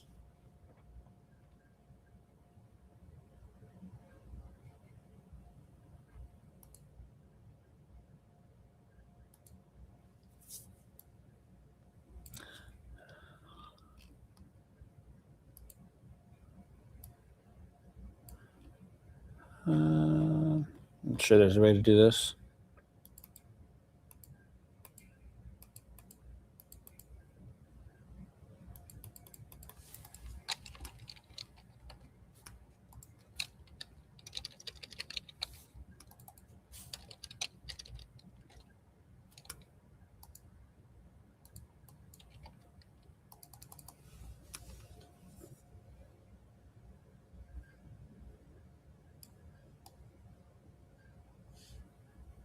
That's not what I want there. Yeah, we know Bloomington Normal has been hit really hard with the flooding. I'm just very curious about northern Champaign County, if there's any flooding reports up there, because the rain totals up there have been pretty impressive. Okay, so I need to do...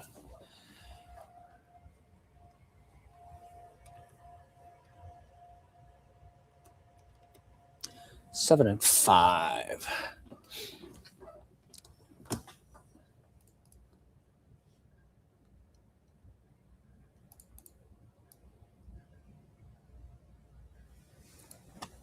So the fill source, 7 key source.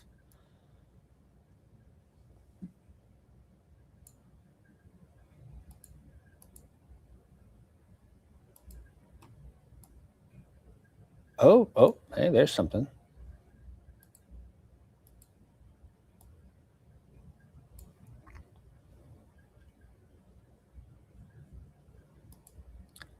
Well, there I am. So what I want to do here is I want to just I'm going to do the double box in the corner here, because then I can sit there.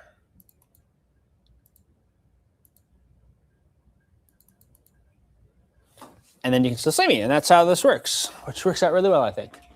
So then as I roll in here, there we go. This should be a good way to do things here for a little bit. So we still got folks on, a number of folks here. Ogden pouring, Sid saying flooding across the road in Fisher. Sid, if you've got any specific places, or is it rushing across the road? Is it just standing water? What that looks like, that would be much appreciated with the flooding there. So there's the 1 hour rain totals. Let me pop back to radar.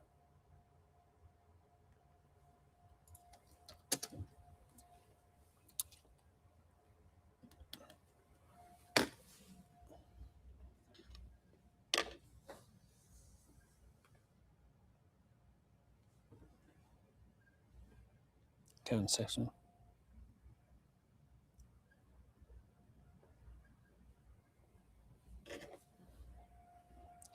Let me take a picture of this to Kevin and show him what I was doing. There he goes. I can see myself up there.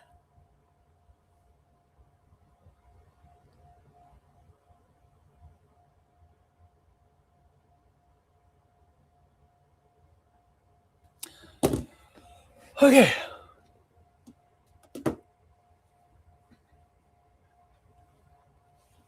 And I wonder what it looks like when I go. I don't know if that's too dark, but it's late at night, so we can do what we want here. There we go. You see those storm complexes. They don't look quite as intense. I mean, there's a period of time, and if I go back even 6 hours ago, they were just training over the same areas. There's been a notable south movement in that. But boy, early on there, Western Illinois, and then right along Route 9 and 136 here, US 136, finally getting that south push, which is good. That's going to be less tropical pockets of rain in the same areas. There still is some moderate to heavy rain, but not as high as it was before. I mean, we were talking about 4-inch an hour rainfall rates in some spots.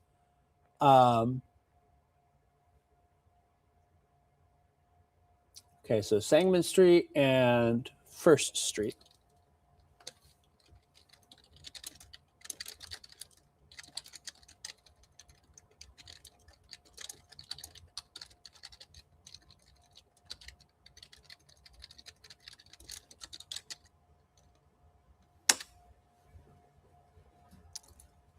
Reports like that, Sid, I appreciate it. Kind of, figuring out what's going on, because there's been so much rain up there. You're getting a little bit of a break now, but when we look at these rain totals here, I'm going to pop the 12-hour rain totals because that'll capture where we were. I mean, look at that. Radar is estimating south side of Rantoul, east of Thomas Road. That'd be on the Flatville Road there.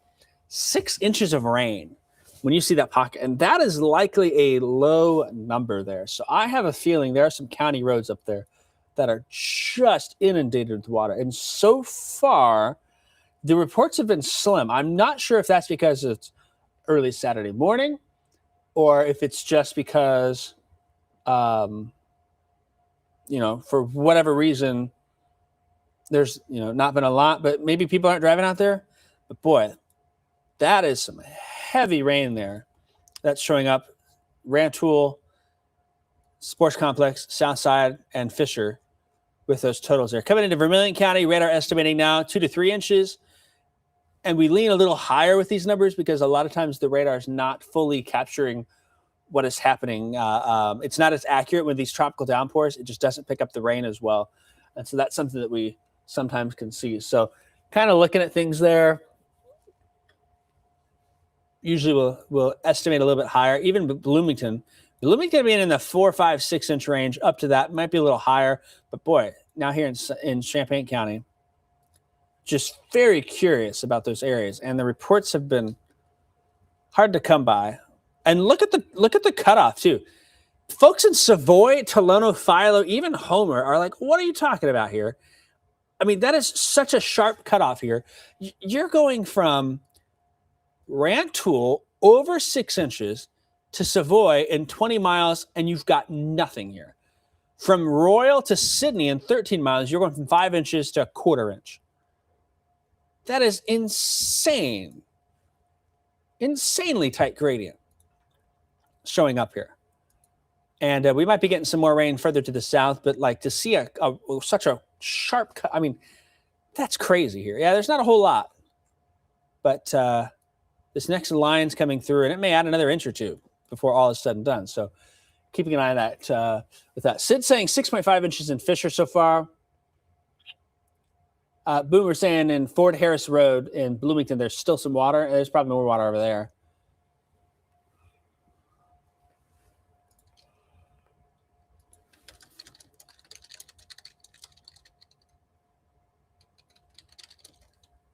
Rain gauge measured 6.5 inches in Fisher so far. That's crazy. Just that cutoff there. So Champaign County, flash flood warning continues until 8 a.m. Vermilion County, flash flood warning continues until 8 a.m. Ford County, 8:15 a.m. The considerable tag was added on there, given the flooding of Paxton. Considerable tag for Bloomington normal for the flash flooding, given the flooding that's happened up there. So we are seeing that be an issue. But thankfully, the rain not as heavy as it was. But, I mean, I'm not going to be surprised if there's some issues somewhere up in the northern part of the county. So what I'm going to do is I'm going to get a little post out about just how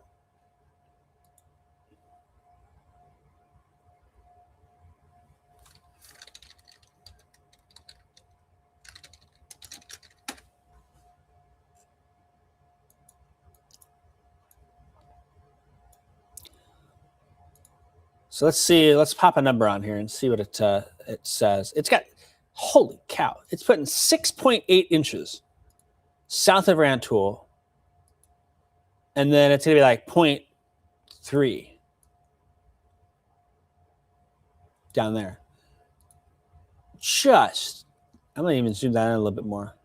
What's the Willard Airport? I'm gonna look at the Willard Airport here. I can sit here and kind of pull up the airport rain totals. So the Willard Airport is reporting. Willard Airport is only reporting 1/10 of an inch. That's it.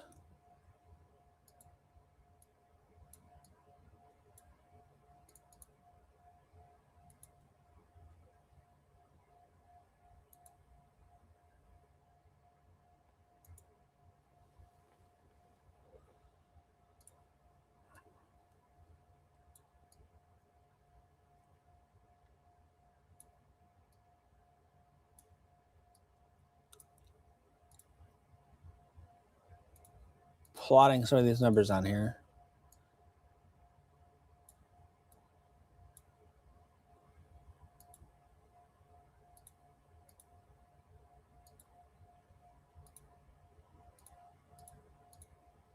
Wow, now saying 7 inches by Rantoul there. That's crazy.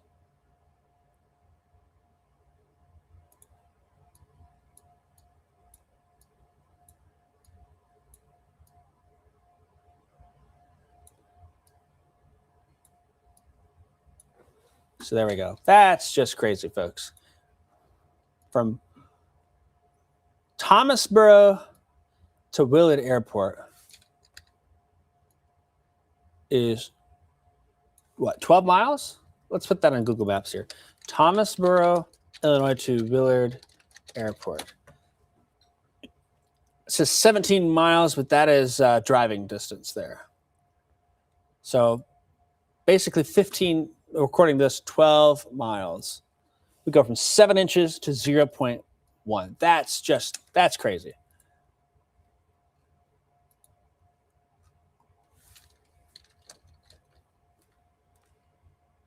Pouring again, Gibson City. Storming in Springfield, raining again in Leroy. Let me get this post up here real quick.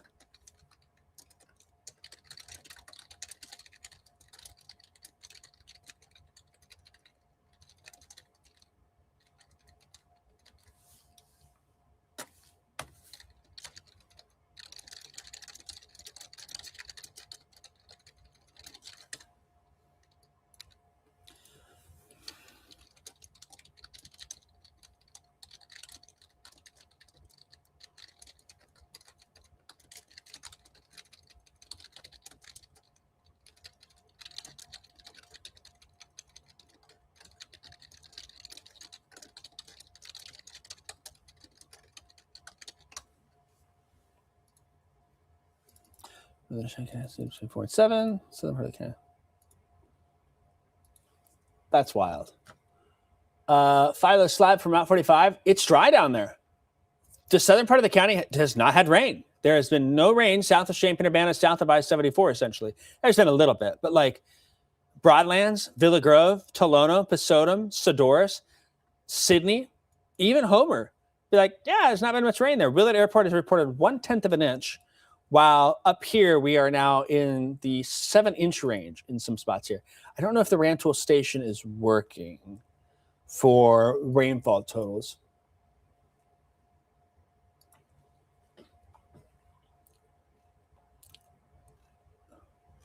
It doesn't look like the Rantoul site is working up there. Something's off with that gauge.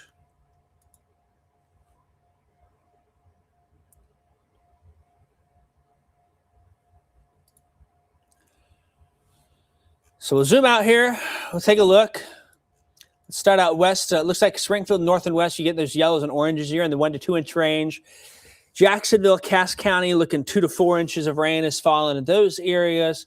We've got this swath of rain. It's pretty narrow. I mean, it's McLean County, the south part of the county. And those purples are the 3 to 5 inch range. There's probably some 6-inch totals that'll come out by the time all is said and done. Somebody's asked about Lexington. They're probably about an inch. But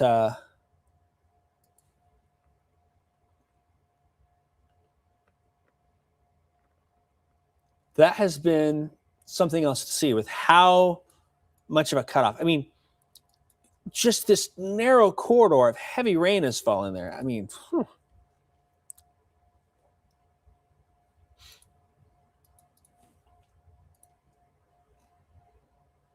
And I've not, there's sometimes you get like the fire department gets calls up there. That's not happened.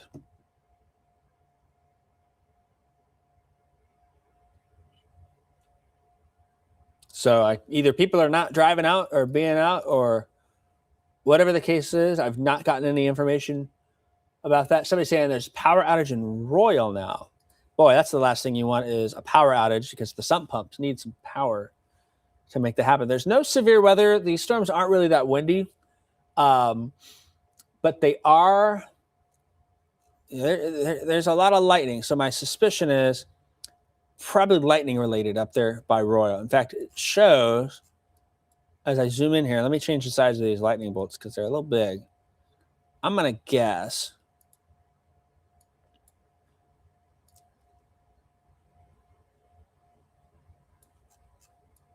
Yeah, it's showing the lightning strikes happen right over Royal. So that's probably lightning related for that one there. There still is plenty of that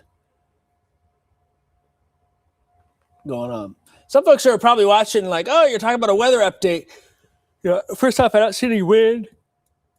There is a line of wind, and there's probably some gusts 30 to 40. It's this leading edge of the outflow from storms that are moving our way here. And when we look at velocity, you kind of look at reds and greens. Green is going towards the radar. Red is moving away. And so this leading edge right there over time is moving that way. And as it does so, then it carries that wind with it. So that's a rough, crudely drawn front light right there. But if you mark that location with your eyes there, when I flip to the radar, you'll see here those storms should be lined up either on or just behind that. And they're pretty close there. There's a little bit of extra storm activity ahead, but those are the lingering strong storms that are out to the west. And so still having that be the case. People are saying, we have enough rain this year. Yeah, I mean, this has been the longest spring and summer I think I've ever seen in my 32 years with how much rain has been an issue here. Something we will want to watch. It does seem like these storms along I-72 have some south component, but just kind of have to watch that here and keep an eye on it. So we'll see how that shakes out.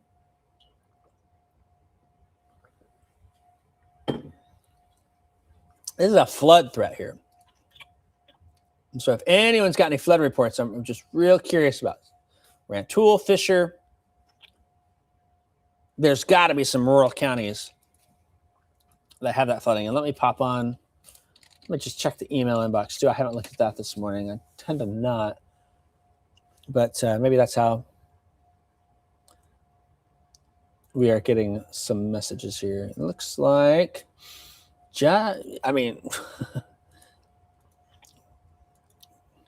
when I pop on storm total here, this is going to be the rain, including the night before. I have a feeling we're going to see some spots. Yeah.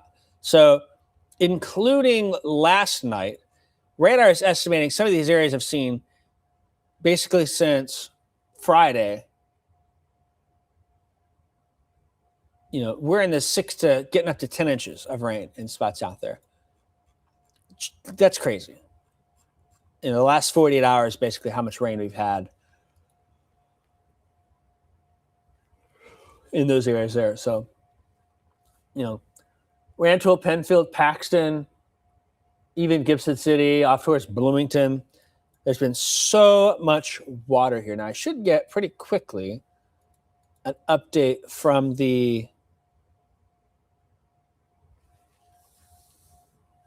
I'm very curious about the Sangamon River and Fisher. And the last update, it's not surged crazy, but it definitely has gone up even a little bit more here with that. North Fork at Bismarck is in minor flood stage. The Middle Fork at Oakwood is in minor flood stage. That's observed. We've got the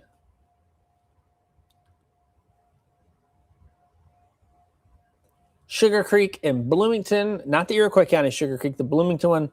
It's actually falling a little bit now. So it was up to 11 feet. It's down to 10 and a quarter. But it definitely surged pretty high. The Illinois River near Havana, I've got to imagine that is forecast to reach moderate flood stage later this week, given all the rainfall that'll be coming down the Sangamon River and into the watershed there. It just will not surprise me that we see some flooding down the Illinois River down into St. Louis. And then over in Indiana, even some of those rivers, wow.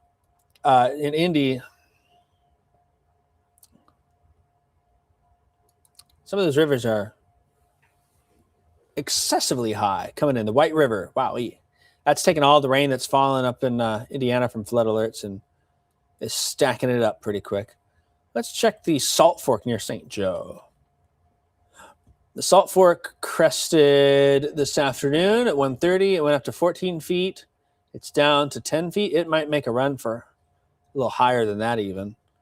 And then the Spoon River East near St. Joseph, different Spoon River, crested at 13 feet. It's down to 11, but it just started to tick upwards on the last observation there. And then Little Kickapoo Creek near Hayworth has surged in the last couple of hours. It's basically doubled. It's gone from about 4 to 8. So that gives you an idea of the volume of water that's moving across the area here. Yeah, Dave's saying the Sugar Creek in Bloomington is generally 2 feet deep there. Clinton Lake, not worried about that flooding. Ellsworth, manholes have water flooding out. Paxton manholes, water gushing out. Thundering indicator. We are certainly getting that. We're not done yet here with the storm activity. So there's those storms that are coming on in. Some more moderate rain in Bloomington, unfortunately, as if they haven't had enough. Somebody's saying the whole town of Royal has no power. That's not good.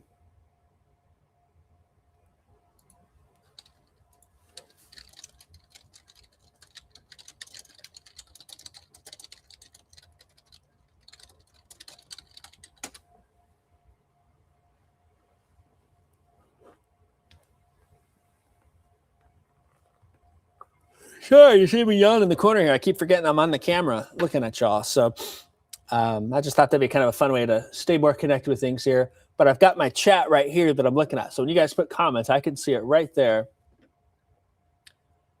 Potomac. Kristen saying they got a foot of water out of the basement. and they've got 3 to 4 inches in their basement again. I mean, the basement flooding is just going to be horrendous here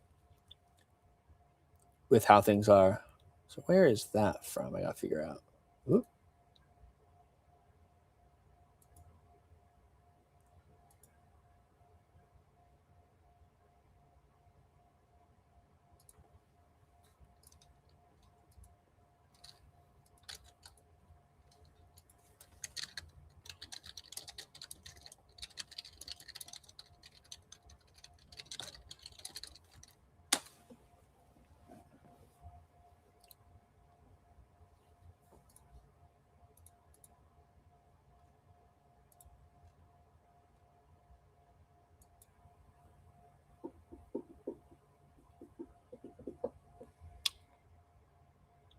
A lot of folks asking, when is this going to be out of here?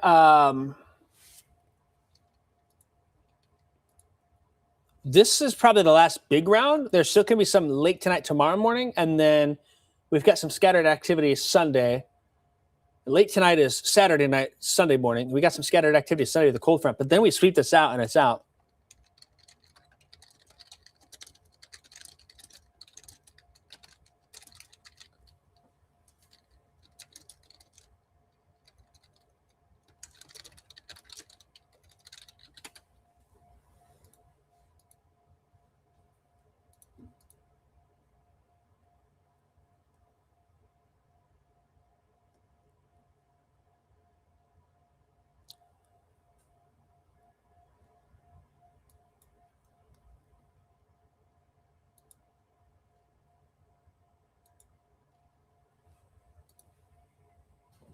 I love Rick. He's like, I hope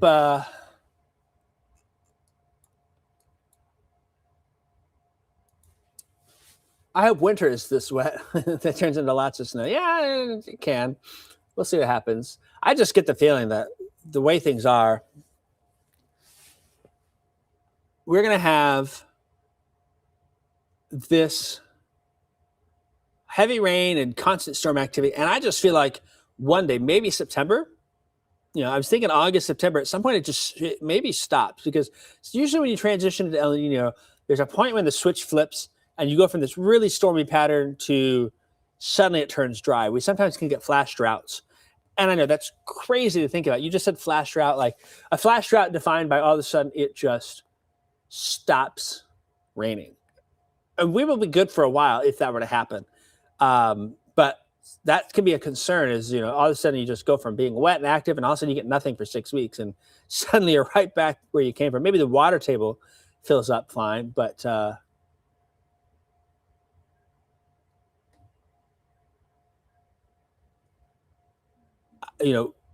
we'll see. Going into El Nino in the winter times typically are drier and milder. The official word is warmer. I hate using the word warmer as the description for El Nino winters, because El Nino winters still can have snow and still can have cold. Warmer is relative to what it normally is, but it's still cold, right? It's still wintertime here. So typically the word milder usually describes that. But also, we've had milder winters, but all people remember is when we got the big snow and we got the big cold. A couple of years ago, that was the case. There was 2 weeks in January. It was just cold as can be. And when that happened, that's all people remembered all winter, even though we had 50s a lot of the winter,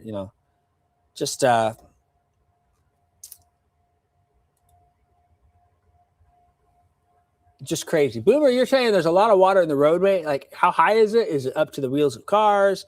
Are cars stalled, stuck, things like that? I have a feeling probably now that we're hitting the 5, 6 a.m. hour, people are probably waking up and thinking, hey, okay, what's going on? What are we dealing with? How's this work out? So we'll kind of see how that plays out for us here. But Joellen saying flooded in Fisher. If you can tell me more specifically, roads underwater, how much water, whatever the case may be, that would be helpful to be a little more descriptive in that. It's flooded. Well, is that 2 feet? Is that 6 inches? Is that, cars stalled out? Whatever the case may be, any additional information like that is helpful. You can see the camera behind me. The camera behind me happens to be Danville. If you see the flashes that are behind my screen here in the bottom left corner of yours. And And why don't we do a little camera tour while we're at it here? We can eat up a little time in that. So there's Champaign. Again, we're in a little bit of a lull right now. And that includes in the northern part of the county, but there's another round coming here. That round is from Decatur to Bloomington, pushing to east. And again, Boomer, how much? Are you seeing cars drive with, or cars sitting? It's up to their tires, up to their doors. That kind of stuff would be helpful there. Let's do Decatur real fast here. And it looks like that storm activity is coming in Decatur and in the west side now, out by the Loves. Oh, I got the wrong button pressed. Here we go. So we'll get that up. And I'm thinking the camera's turned to the west there.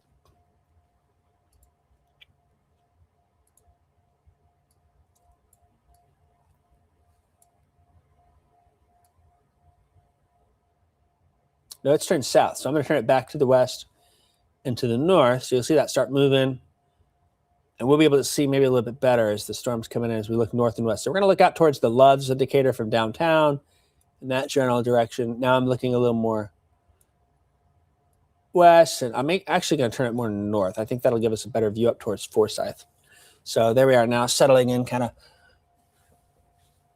looking north and seeing what we can come up with here. I'm going to do a little autofocus on it.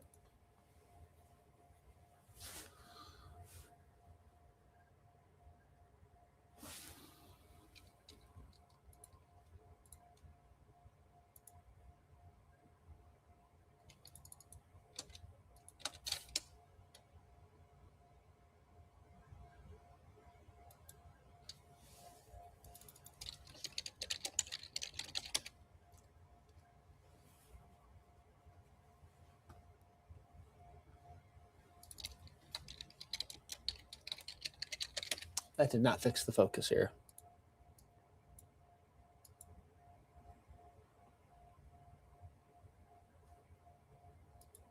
That end up a little bit, maybe.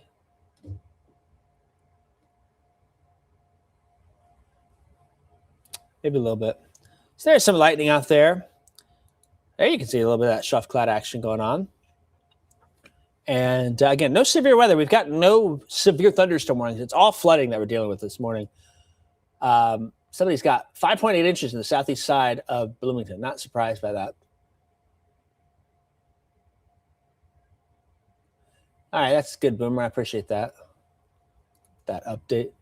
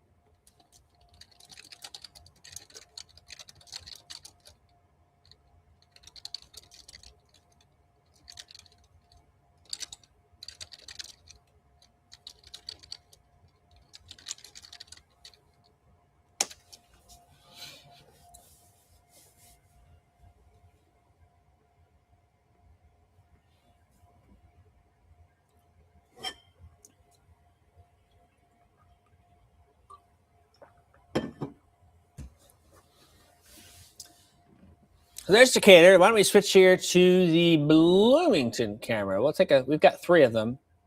We'll just see what anything pops up there. Now these cameras, I don't have the ability to turn. That's with WMBD. That is their cameras. So a lot of heavy rain and torrential downpours coming there. So that's Bloomington. Let's look at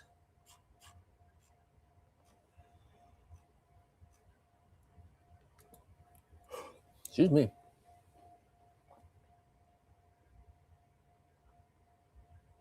So he said the yard is gone.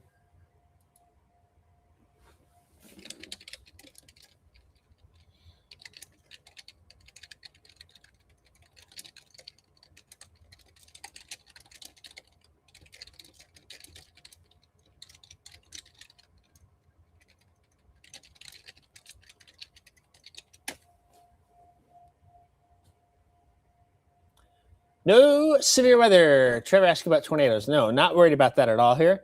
This is a flash flood event that we've got ongoing here, and quite a significant one. And we've got another big round of rain that's coming. So Bloomington's kind of on the northern end of that. Most of that heavier rain is sliding east.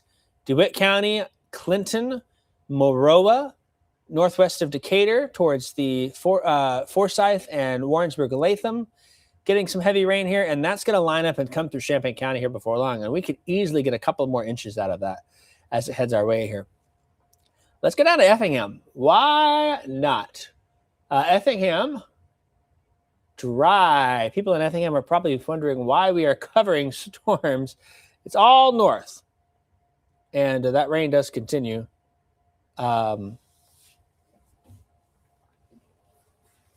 Effingham's dry. It might be hard to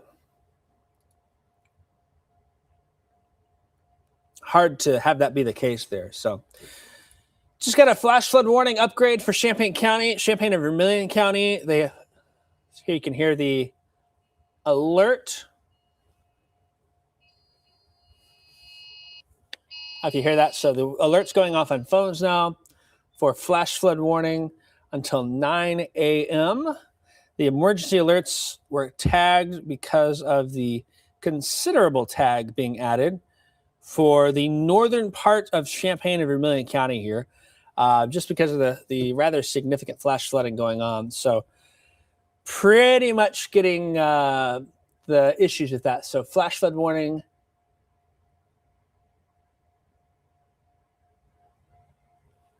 Alerting phones in Champaign, Rantoul, Fisher, and Danville here early this morning because of some of the significant issues that are ongoing there. So got some problems with this flooding across parts of Champaign and Vermilion County. Usually what happens here is we'll probably see a little spike in numbers. People will get the alert. And welcome to everyone being awake now, joining us for our weather coverage with this flash flood warning.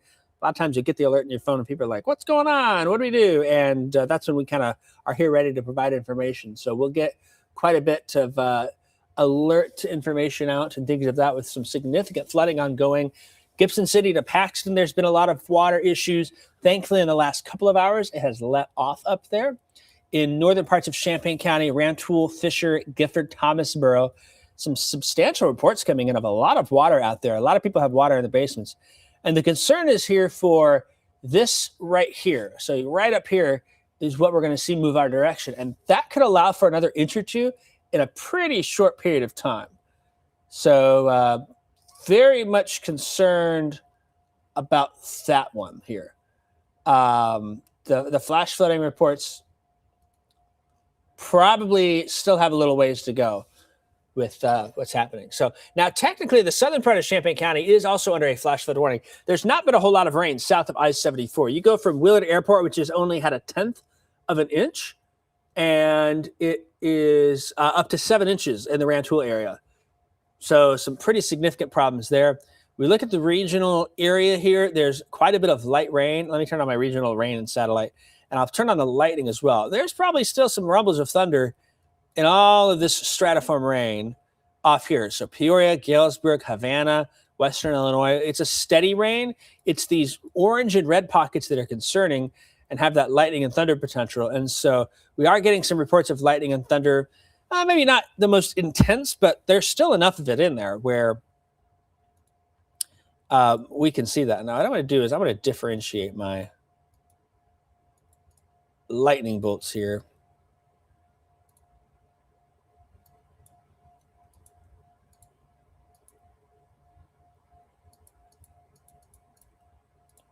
See if we can make them. Yeah, there's some positive. I've turned those bolts yellow that are on there. And let me fix that real quick here as we're still looking at the radar. But you can see those yellow bolts there. Those are positive lightning strikes. And a lot of times we'll see a positive lightning strike. And when that happens, if you have a lot of positive bolts, then you can have some fairly substantial energy in the atmosphere. I see a lot more of those. I'm starting to think, okay, things are a little bit more impressive with the storm that's coming on in. So going to be having some more issues before long here. The R numbers spiked. We got a lot of folks that are checking in here. And if you've got a picture of the flooding, anything like that, that's in the Champaign County area, my Facebook page, you can just submit it there. We would appreciate those reports. Just send a message to me. We know there's a lot of issues on the 136 corridor in Champaign County, Gifford, Rantoul, Fisher, and even down to Thomasboro. And then there's such a sharp cutoff in the rain totals here. You go up to Market Street exit, and there's like 4 inches there. You go down to Willard Airport, we're maybe a tenth or two. So very drastic and sharp cutoff here. I'll show you that in a minute. I'm going to switch to the lightning and take a peek here at some of these bolts. So you can kind of see it's popping on, and it'll update here in a second. There's enough that's there. Maybe I can make it a little bigger as well, so it shows up a little more. So it's at 90. So not the most tremendous of storms, but notice how a majority of those bolts are yellow. Those are positive strikes. When I see that, I'm pretty convinced that that's going to be some intense tropical downpours that are with that there. And usually those positive lightning bolts are also very much very strong, very intense bolts of lightning. They're the ones that usually lead to the much louder thunder when you have that there, because they're usually more energetic with how they are here. So there's going to be some big tropical downpours coming in here before long. Farmer City, Clinton getting in on it. Decatur's having it here. Now east of Bloomington, Gibson City is probably going to get another pocket of some rain. We've got a dry period right now, so hopefully this rain can let up a little bit more, because it's pretty much a gully washer that happened earlier, and we've got more of that coming here. So that's what we're dealing with. Again, I'm going to put on the 12-hour rainfall totals. Now, most of this has been since 11 p.m. midnight, but we'll focus on Champaign and Vermilion County right now, and even after the west, because this is how crazy it is. Somebody watching in Tolono right now, if anyone's in Tolono, it is pretty dry. Maybe didn't even get under the trees wet. Willard Airport, as of last check here, is now reporting we've now at 0.11 inches of rain, 11 hundredths of rain at Willard Airport. And then you get up here, and when you see those pink pockets, we're over 6 inches. Radar's estimate here, the radar estimates also are a little low. So Fisher, I've had some 6.5-inch rainfall reports come in. It's estimating it should be at 4.7. There's a 6.4 there. We're at 6.9 there east of Thomasboro. We've got some 7-inch reports likely, and there's still some rain to come here. And so that's very concerning for these areas in northern Champaign County with the potentially significant rainfall. Same thing happened in Bloomington. There was a lot of water on roads, a lot of water in cars. They've had some pretty substantial rises in their creeks there. So flooded basement, going to be an issue. Thomasboro Road's flooded. Jamie's down in Tolono. Like, she's got 0.05 of an inch. And the northern part of the county literally has more than 100 times that amount here. We're over 5 inches in many spots there up towards US 136. So very crazy cutoff. You can see here as well the general line this morning, the training of storms for a long period of time. What happened was, I'm going to do a little drawing. And again, I'm not the most artistically inclined, but thankfully this software allows me to fool you a little bit, hopefully. This boundary has been kind of located right in here. And what happens is we've got warm south air on the low-level jet lifting north. And as it hits that boundary, it just wrings out the moisture and can dump rain. And storms also will basically go along that boundary, right? They just move that way. So there's no shortage of moisture supply here. We just keep pumping these storms full of tropical moisture there. They're moving west to east on that boundary, so they stay in the same spot. And we see these totals get added up pretty quickly here. We're not spreading that rain around a whole lot.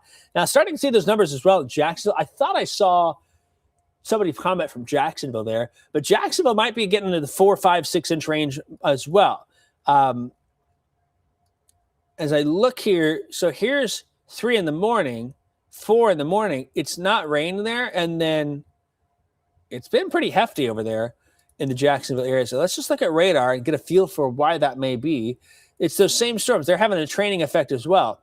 See here how Jacksonville started raining at 4 a.m. and it just hasn't stopped. So they could be getting in the 4 or 5 inch range mount here. Don't think it lasts that much longer. There's been a southward push, but it kind of is the case here for us. So where that south push may move that rain from being the heaviest.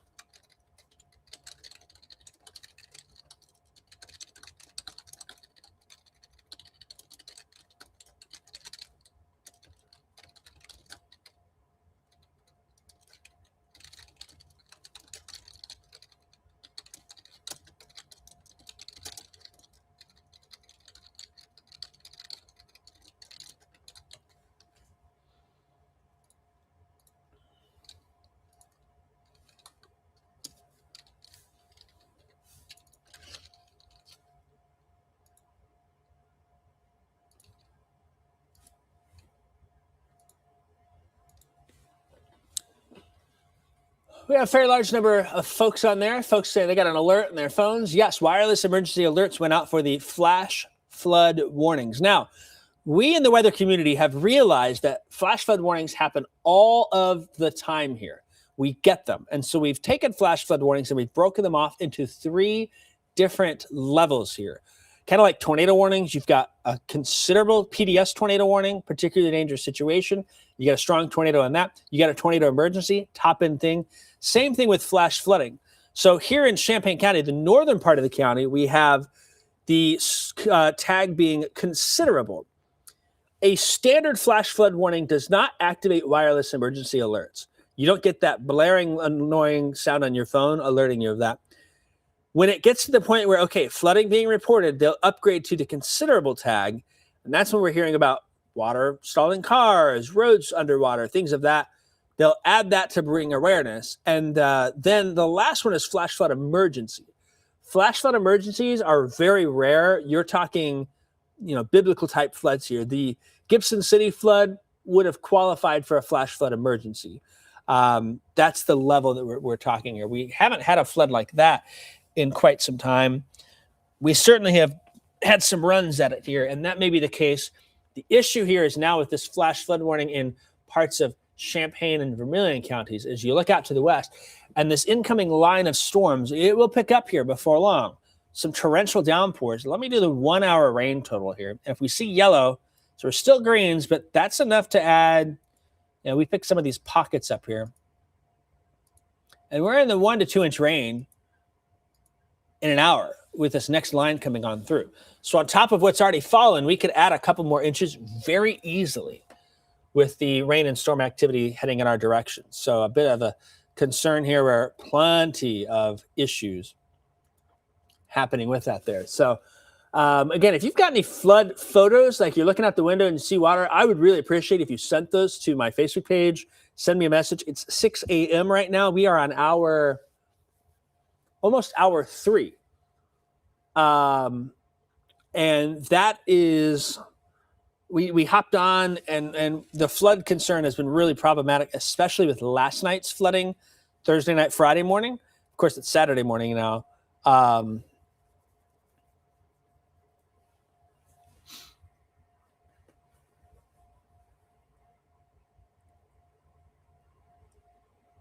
136 Rantoul to Gifford, water over the road. Gordyville Road has areas of flooding.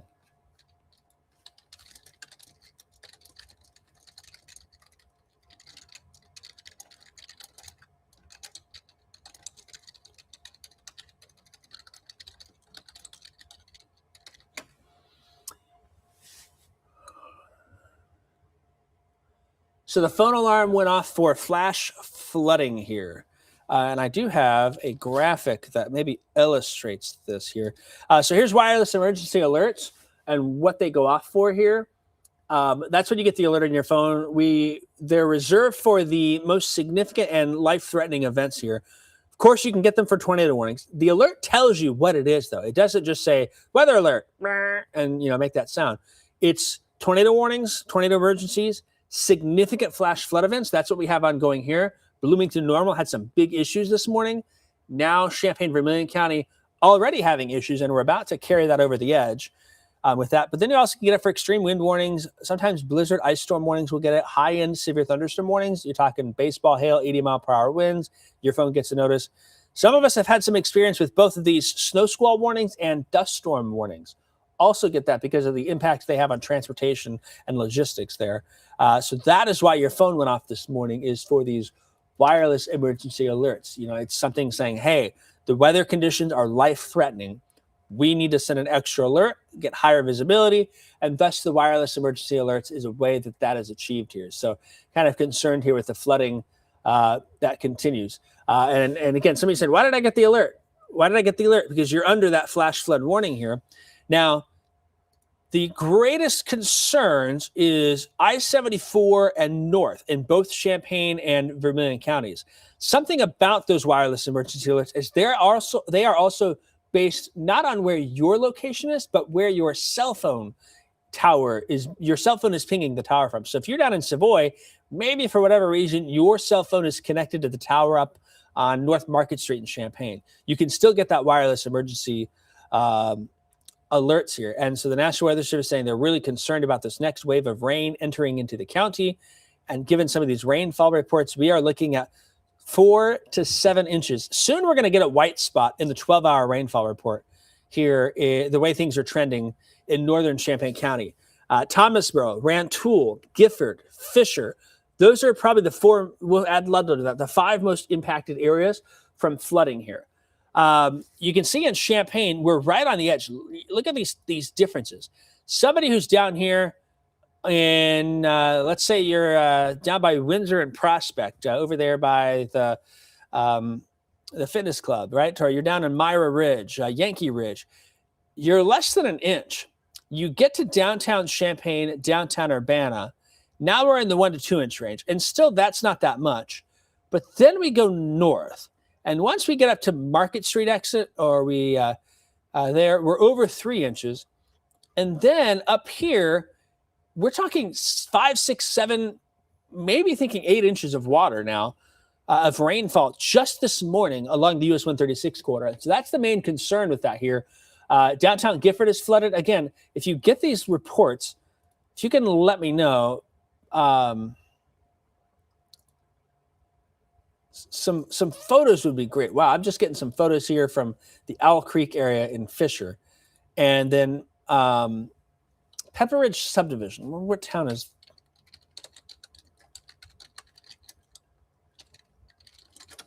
What town is that in?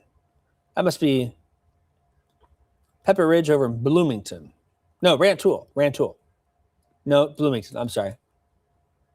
Okay, she's Bloomington.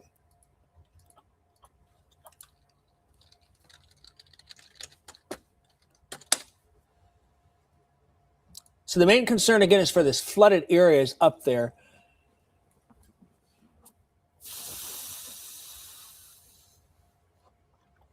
And it's not that far away. So, a lot of basements and yards flooded. Gibson City, Paxton, Fisher, Rantoul, Penfield, Thomasboro. You're in Mahomet, same thing. Look at that hard cutoff with those colors there. You go from yellow 1 inch, Seymour. Mahomet's in those maroons and red, and pretty concerning with how things are trending out here. We got a message of 4 inches of standing water in a yard in Urbana. I believe that is going to be up in Northeast Urbana from that there. So Northeast Urbana, I think that's going to be the mobile home park up there in Cunningham, where that report came from. We knew there's been some flooding up there as well. And so that's why this flash flood warning is in effect. But it's very crazy how much of a cutoff those rain totals are too. Like, the southern part of the county, Tolono, Savoy South, nothing with that there. So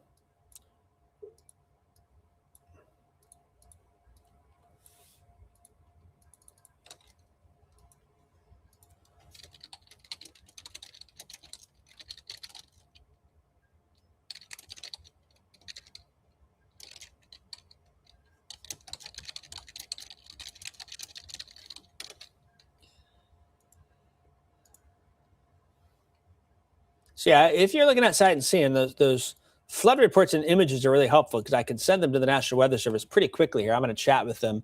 And I've just been taking your reports and sending them sitting there. So Bloomington, normal. That's the other area that has flooding. They had a quick another round, and so you can see there's another one of those pockets of 6 to 8 inches there, south and southeast part of town. We know that the Sugar Creek and town has had some flooding. We also know that hang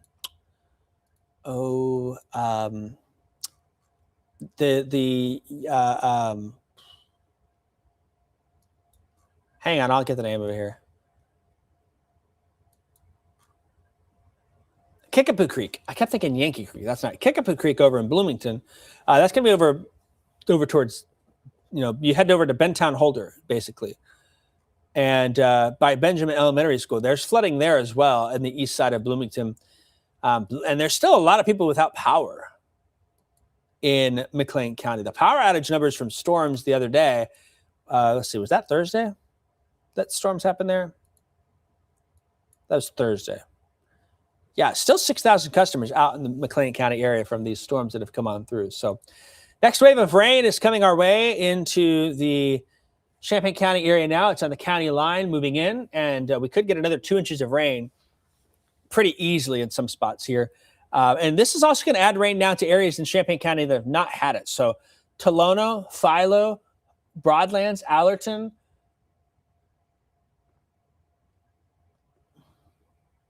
Okay, Kristen.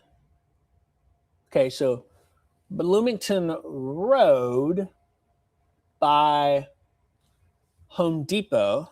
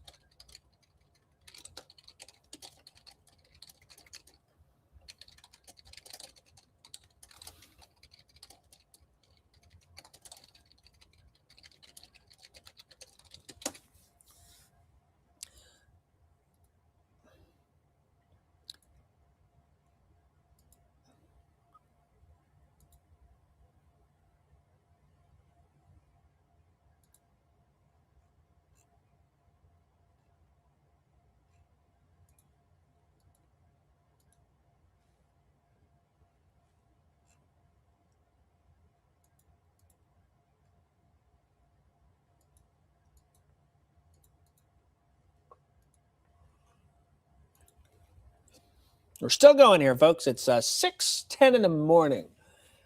And probably what we'll do is keep watching things here. We're not going to stop. Thankfully, we are not dealing with tornado warnings. We are not dealing with severe thunderstorm warnings, but it is the flooding threat that is a big concern out there this morning, and that's what we are focused on. I do think... So the Sangamon River is actually starting to rise pretty quickly here. And for the Sangamon River, it doesn't move very quick, but it is up about a foot in an hour and a half. And the Sangamon River is a bit wider there, which is happening here. The other thing is this rain and activity is going to exit by midday. And we have a dry afternoon, evening here. There may be a few light spotty showers, but nothing like this. So the morning is stormy, afternoon, late afternoon, evening, looking pretty dry out there. We'll just be wringing out the water.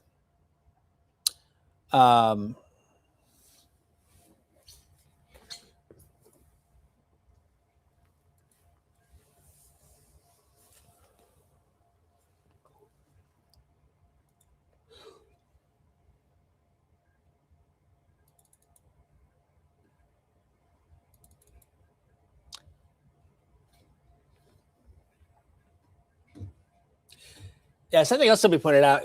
My wife and I picked tomatoes last night because we got a bunch of rain, and I was like, "Oh man, it's going to split all the tomatoes." That's what she says is hers, and we picked some of them that were more even, just kind of barely turning orange. That's been rough in the garden this year. It has. See, that's Gifford. Downtown Gifford's got some standing water. Checking some of these other reports.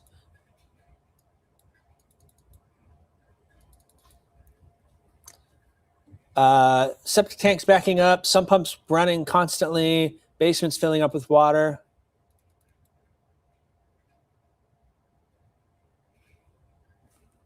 We got a little rainstorm shower happening here.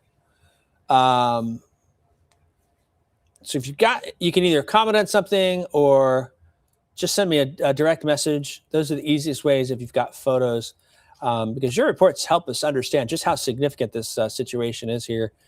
We are very aware that there are problems out there across the area, and I'm just checking a little bit more.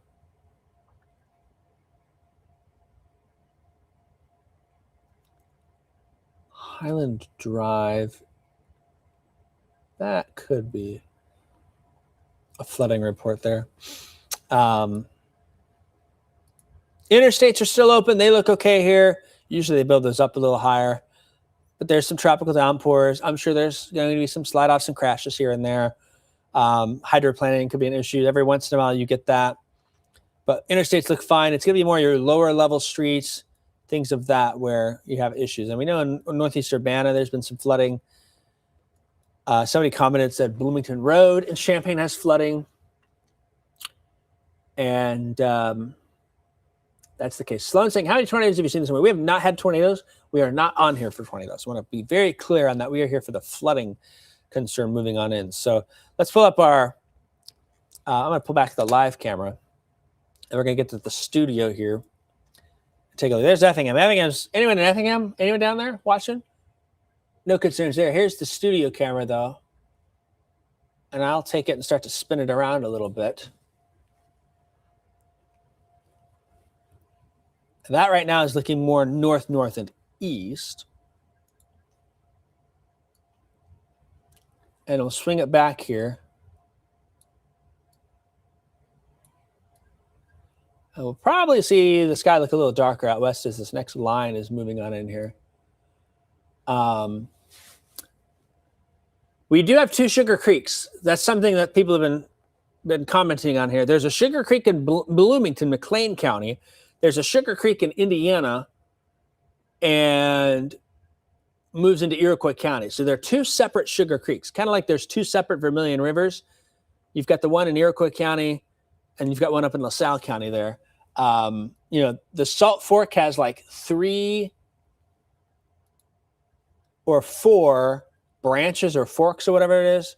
You know, the West Fork, but kind of the same concept with that here. So there we go. There we can see some of the lightning coming in with some heavy rain that continues to work its way on through here. And we're adding more. Champaign and Vermilion County, whatever you've had so far. And wherever you are, you can add an inch or two of water pretty easily across most all of Champaign County with this heavy rain that's coming on into town here. So, you know, severe weather, not a problem this morning. No issues with that. But the heavy rain's coming on in. Mahomet, Fisher, you're now getting another round of heavy rain coming on in. And we're seeing those pretty substantial impacts from things as well here. So I'm just checking out all the sources on these digital platforms. 6:16 here this morning.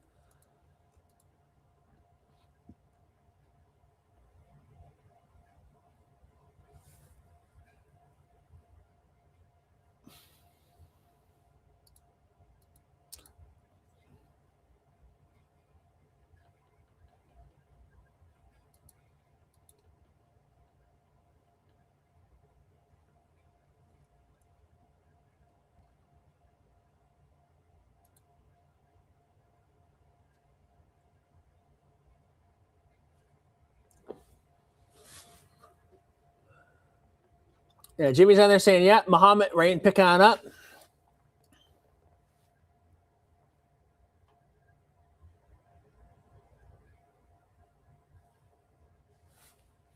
So that's our Champaign camera. Let's switch to the Gibson City camera here real quick. The Gibson City is going to be getting another big old downpour here.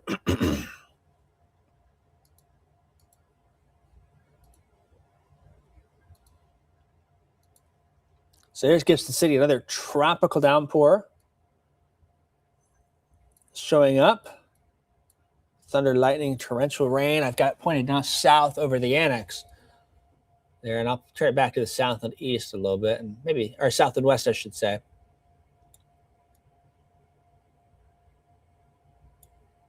Now we're looking north and west here.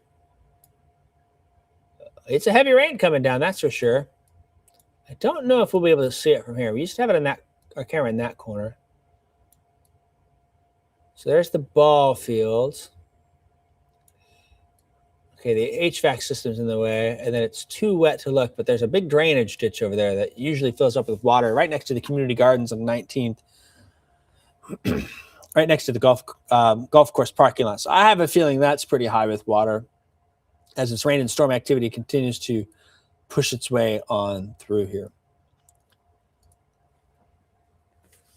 Checking your reports out there.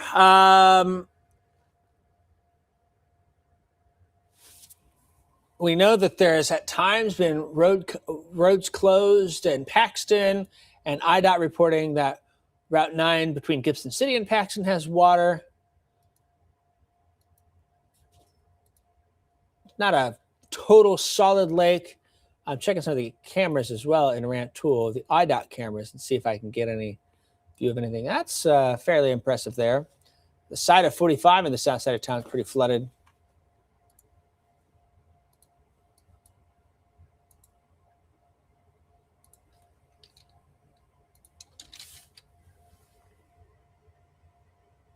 So kind of looking at Gibson City there.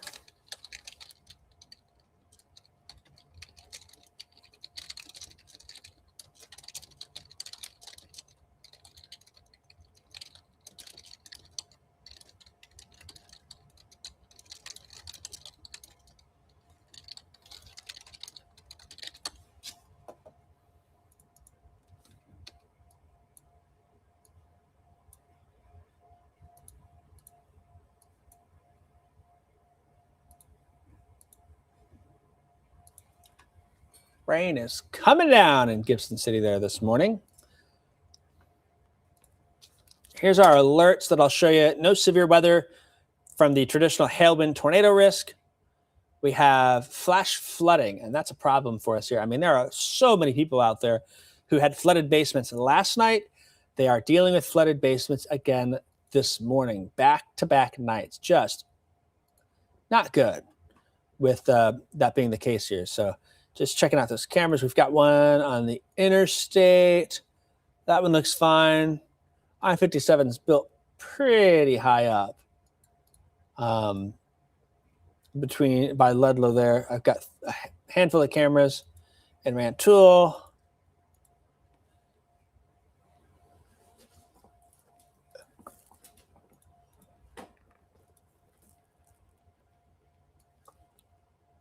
I don't think I have a camera in Paxton. There's no cameras in Paxton, unfortunately. See Muhammad. And then I thought, here we go. Let's check out some cameras. And I'm just looking on my screen. I don't have a way to pull it out and look, but North Danville, the IDOT camera network, that's just some water. It's not looking crazy up there. But this next round coming on in is going to add to those rain totals. So I'm going to go back to our cameras, and we're going to look at Gibson City one last time here before we sneak on down to Champaign again. Some more tropical downpours coming on in, but some significant flooding along the Route 9 and US 136 corridor setting up here. I would plan on them there being rain and flooding. We'll see that rain coming into Champaign here before long. Again, it's on the west side. I don't hear it yet at the TV station, but it's not far away. I'll probably hear it before long. And there you can see it. So somebody said Allenville, Moultrie County got their first raindrops. How exciting. Feast or famine with these rain totals here. This last heavy rain batch is moving down I-74 into Champaign off to the east. There is some additional rain and thunderstorm development here southwest of Springfield, northwest of St. Louis. That may help to fill in further to the south. but largely it does appear as if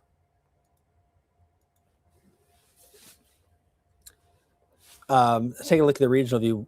You know, the end is coming here. I think by lunchtime, we're in a much better situation for the rain. We could dry things out, but perhaps we get some more rain and storm activity a little further south. You can see it's trying to build there a little bit more before things clear out. And that should allow for this afternoon and evening for things to be okay. If you've got some pictures of flooding, please send them to my Facebook inbox. Just go to my Facebook page, direct message them to me there. Unfortunately, I'm not able to take them on the chat for our comments, but that's a great place to just pass that information along here. We'll go back to our camera real quick because some folks saying it's pouring in Southwest Champaign, and you can see that rain now coming back into play here.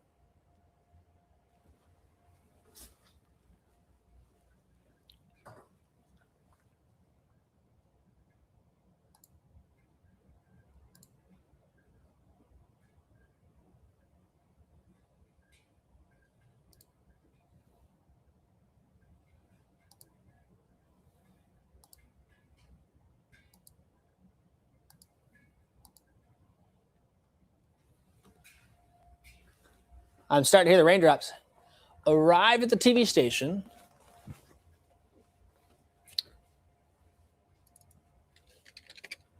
And we'll pull in our Neal Street camera in front of the building. Oh, that's a much better vantage point. You can see how much darker it looks here. In fact, I am selfishly going to go stand out the back door, take a peek. I've not looked outside since I came in this morning at 2 a.m. Rolled on in here. But very concerned for this flooding potential to continue, so.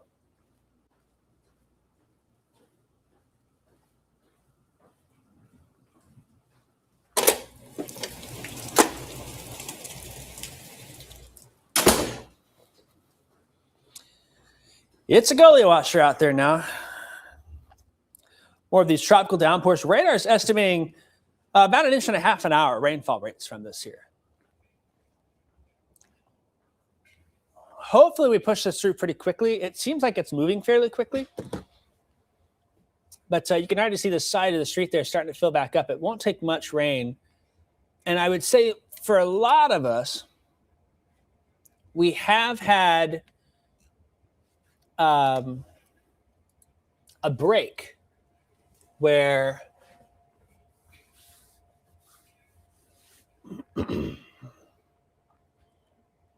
you know, that little gap maybe helped us for, you know, the other night it was like constant. It just didn't stop. You got 8 inches all at once.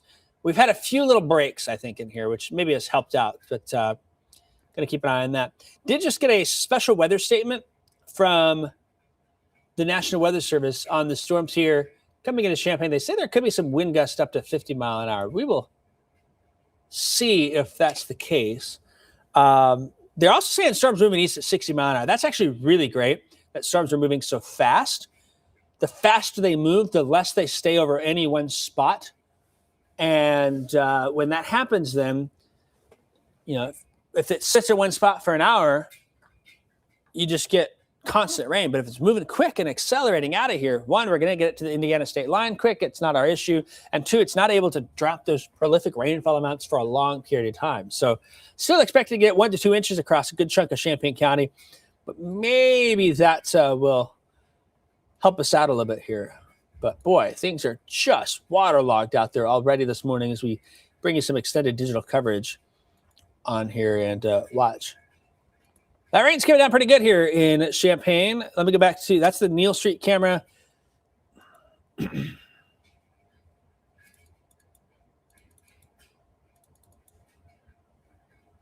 That's looking a little higher up.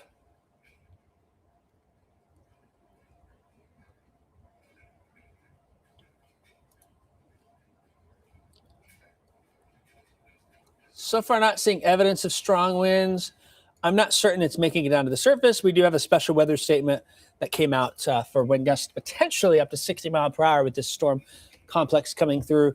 That'll be from Gibson City through Champaign down towards Sedoras. And there's a little wind showing up, but it's not an intense amount here. So that's kind of what we'll keep an eye on. So 6:27 right now. We are still on here. We're going to stay on here with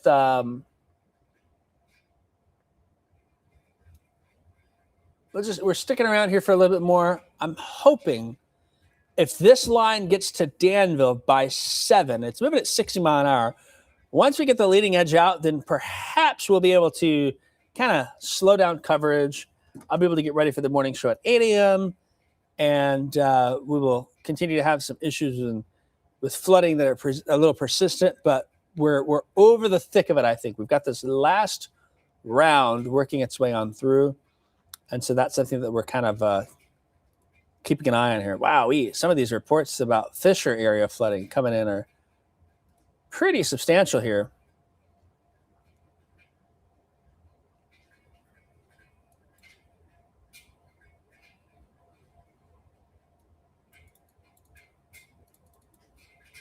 .47 is nearly completely flooded over the four-way stop.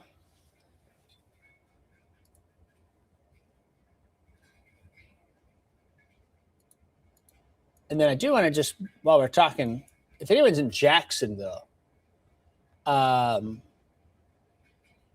curious about Jacksonville and west of Springfield, because there's been quite a bit of rain over there as well.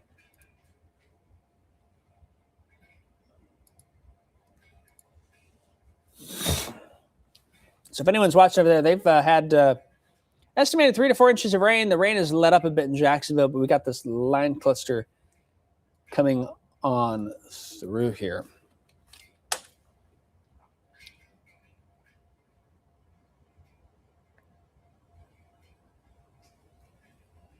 Power outages this morning. There are handfuls of them out there.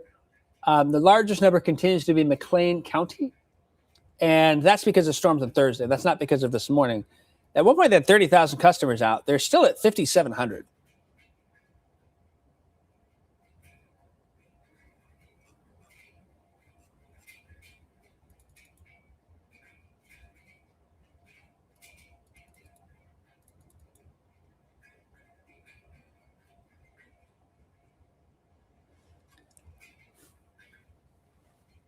$6.30. That switch there.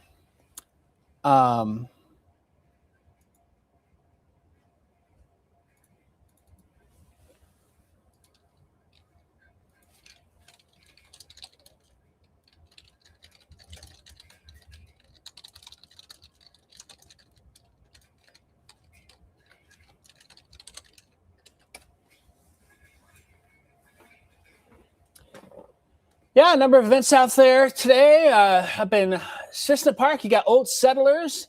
They got the annual parade here. I do think that by lunchtime, storm activity is out of here. Really, this last line coming through now here at Champaign, and it's a gully washer. We'll pull back up the Neal Street camera, real water duster there. You can see the right lane of Neal Street filling up pretty quickly there. And that's a problem for us where we've got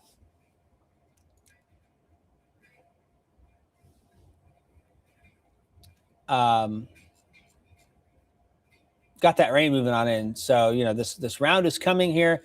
It's raining heavy in Fisher. To say how quick it was, the heaviest of the rain started 6:18, and by 6:30, it's already through Fisher. Still kind of lingering in Gibson City, but it's not lasting all the time in one spot. It's moving through pretty quickly, so you may get 30 minutes of some persistent rain. That's still more than enough to add an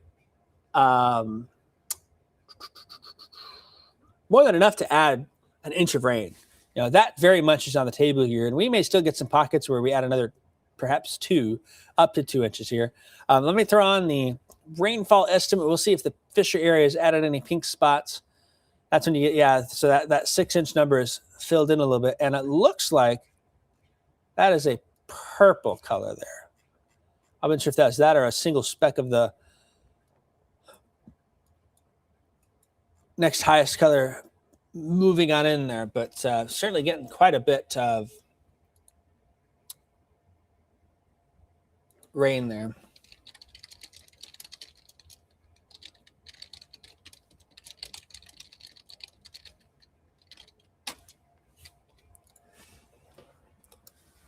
So there's the 12-hour rainfall total. This is the big problem is for Champaign, Vermilion, and McLean counties here is this stretch of rain. Bloomington, Leroy, Bellflower, Farmer City, Fisher, north of Mahomet, Rantoul, and then down into Danville. When you see those purple colors, we're over 5 inches. We do think that the heaviest rain numbers on radar also do not accurately match. We think they're underdoing the intense rain that's falling in parts of the area. And so that's one of those concerns this morning is there's so much rain, so much water, and at some points the radar doesn't accurately capture how much rain there actually is because it's too much, right? To just kind of like, yeah, there's a lot, we kind of max out. And so it may estimate, oh, we've got 6 inches, and really there's 7 or 7.5. So that is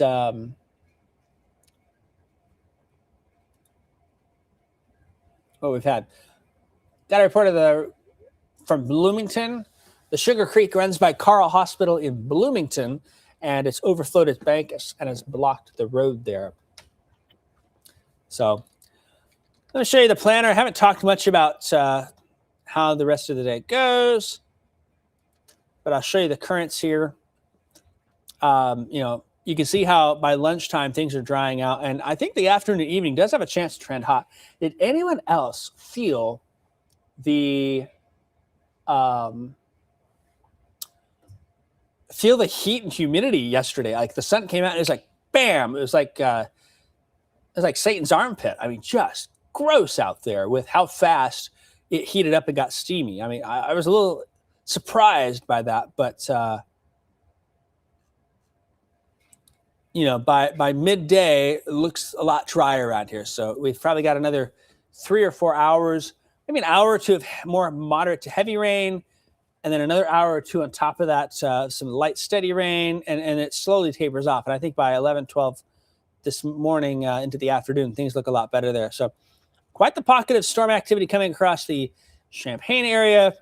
We look at lightning. Looks like there's been a few rumbles of thunder there, probably bigger ones in the Tuscola area. I'll switch on. We'll see if some folks are saying, oh, about us. You see these yellow ones. Those are the positive bolts. They're usually a little more intense. These are not that. They are more white ones, which is the negative bolts. White's negative bolts more standard, but you see positive bolts, that's a sign of an intense storm. And that continues even towards Taylorville. Now, this is interesting here because this here is trying to back build, and it actually is lifting northeast. So that could turn into an I-72 problem pretty quickly for us here as we watch.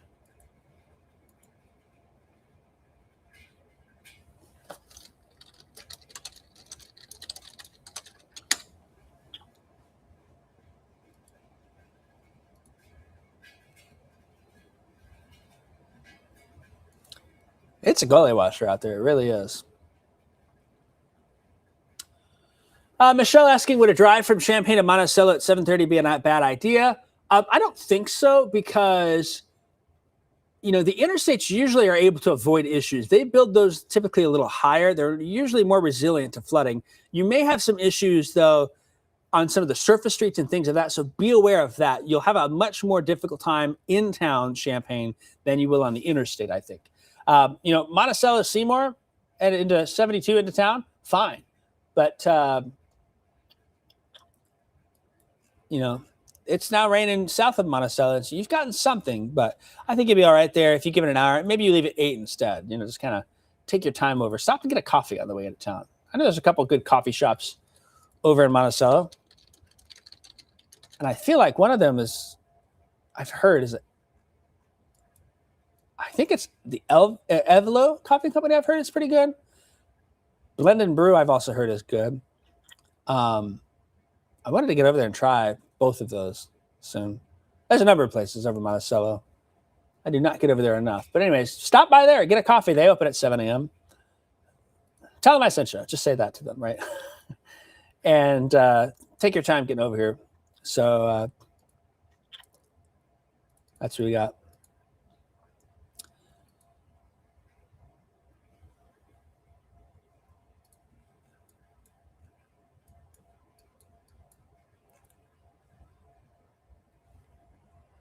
Checking in some other information coming in here. And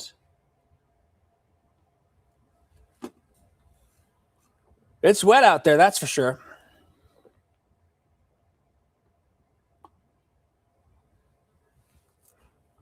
Again, I don't have a severe storms per se. There may be some gusts of wind, but I think the air is still a little stable here with the Champaign County one. So I don't know if it's all making it to the ground. We'll keep an eye on this storm activity southwest of Springfield. That may have a better chance to congeal into a line and put some wind. And should it congeal into a line, it may carry more to the south and east. But radar's not really showing a whole lot over there. It's showing, if you look, very subtle, but it's there. This backwards C shape right there. You know, sometimes that's usually an indication where wind is moving and surging through that storm, but I don't think all of it's making it out of the ground. I've not heard anyone say they've had some windy weather. So that's kind of the case there.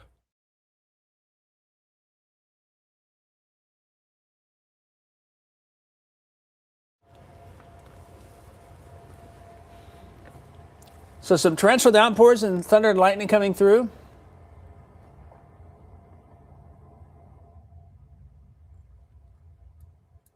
Down towards between Monticello and Sullivan.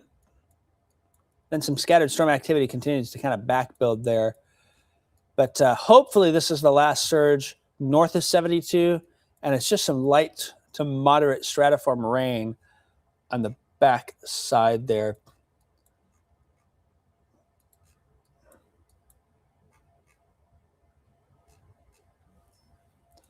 You kind of see here where there's been this slight south progression with things. Excuse me, as the rain moves east here, and that's what we'll continue to see over the next little bit. And not much more than that. It's trying to, some dry air is trying to punch into that stratiform rain as well and eat it away. So again, it may be 6:30 and some of you are thinking, oh, I got afternoon plans, you know, whatever's going on. Midday onward looks pretty good here. It'll be cloudy. At some point, the sun comes out, and it could heat up pretty quickly.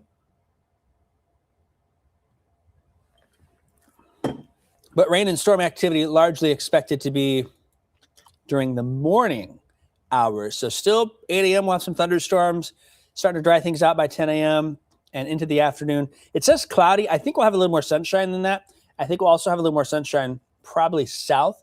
We'll see how much the storm activity continues to push. But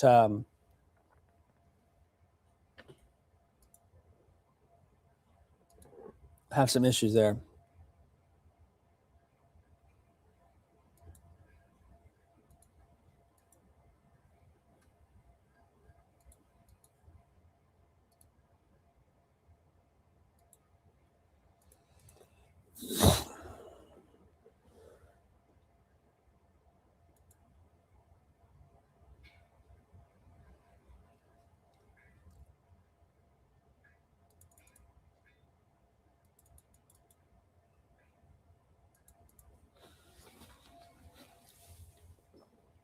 So that's kind of the look for tonight here. And our main alerts are for flooding. Flash flood warnings continue.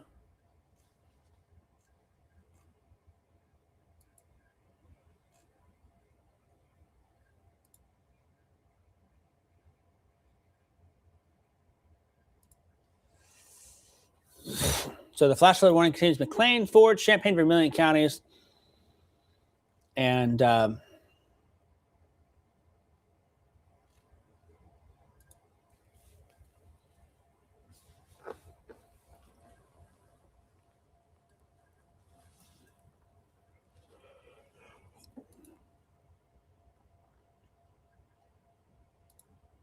whew.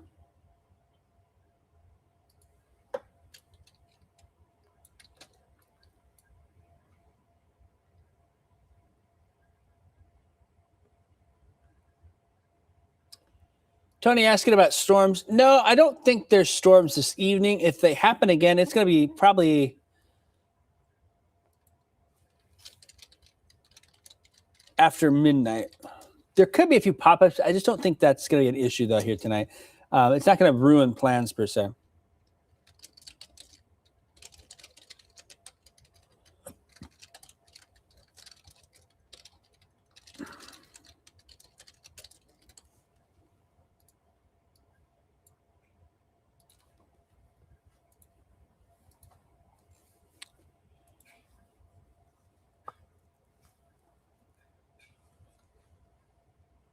Route 9 east of Paxton now has some flooding reported. A number of roads in Paxton underwater here at this point. Areas that were hit hard the other night, again tonight, back-to-back nights where they've had 6+ inches of rain come on through here. So some of those areas are pretty deep.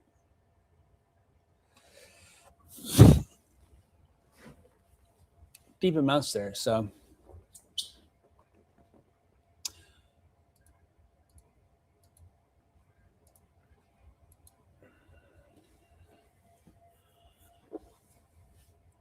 Dwight asking, when can we see a period of no rain for at least a day or two? Monday, Tuesday. I think there may be a little lingering rain Monday morning. More than likely, though, I think most of Monday and Tuesday are pretty dry here. So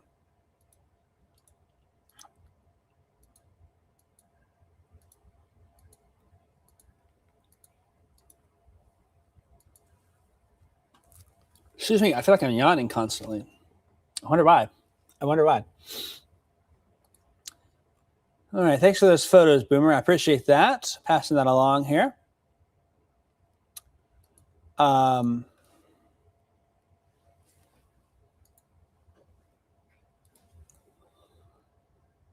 leading edge of that rain and storm activity already crossing the Champaign-Vermilion County line, and it doesn't look quite as impressive. It's still there. But we've got our own myriad of issues here this morning with the flash flood activity in place here. Do want to check. There is a marginal risk of storms.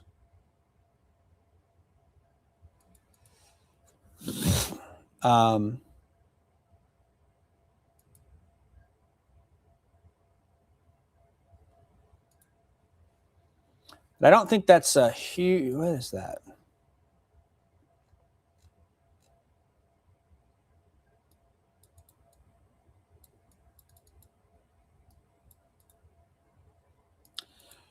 So let's get a look at the future track guidance here. And I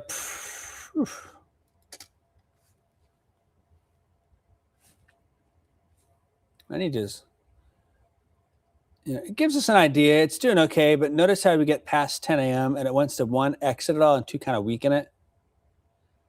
There may be some severe weather in East Indiana and Ohio today, but through 6, 7, 8, 9 o'clock, things are fine out there. We're good. That's one run of guidance. I'll check the other one. Now, I always want to check and make sure the beginning of it matches. And that looks, it gets the idea across, right? Trend's drier by midday afternoon. Things are fine. And now we're talking, 4, 5, 6, 7 in the morning, maybe some additional storms coming to the north there as well. So we'll keep an eye on that. There you can see the flash flood watches, and then the boxes, the lime green boxes are flash flood warnings there. Got a YouTube comment. Look out the windows in Rantoul, and the yard is gone. They live in a lake. I am not surprised by that. Now that the rain's kind of letting up, we'll check out Neal Street. And yeah, that right lane's got some water on it, some ponding of water on the roads. It's probably doing that in some common spots as well. Still got some moderate rain coming down. I can hear it. It's not as heavy as it was earlier, which maybe is some good news. So here's the plan, what I think we're going to do. We are probably going to wrap this up at 7 a.m. is my thinking. And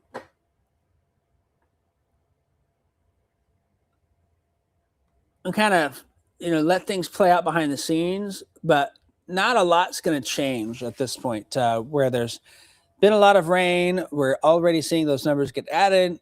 At least that cluster is moving quickly here, but now solidly from Fisher to Rantoul. You're getting those radar estimates now. Oh, that's road name 45.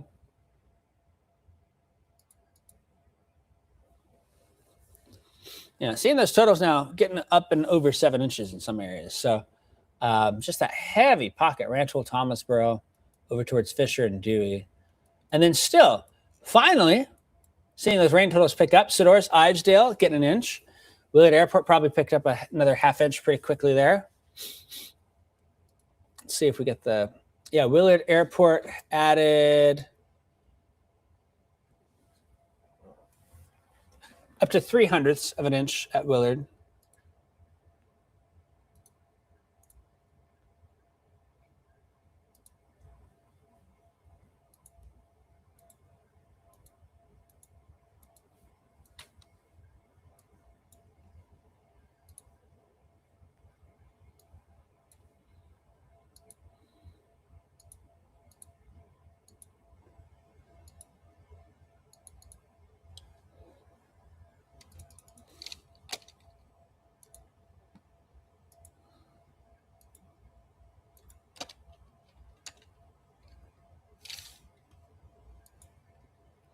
So I think that's what handled things here is kind of watch that play out.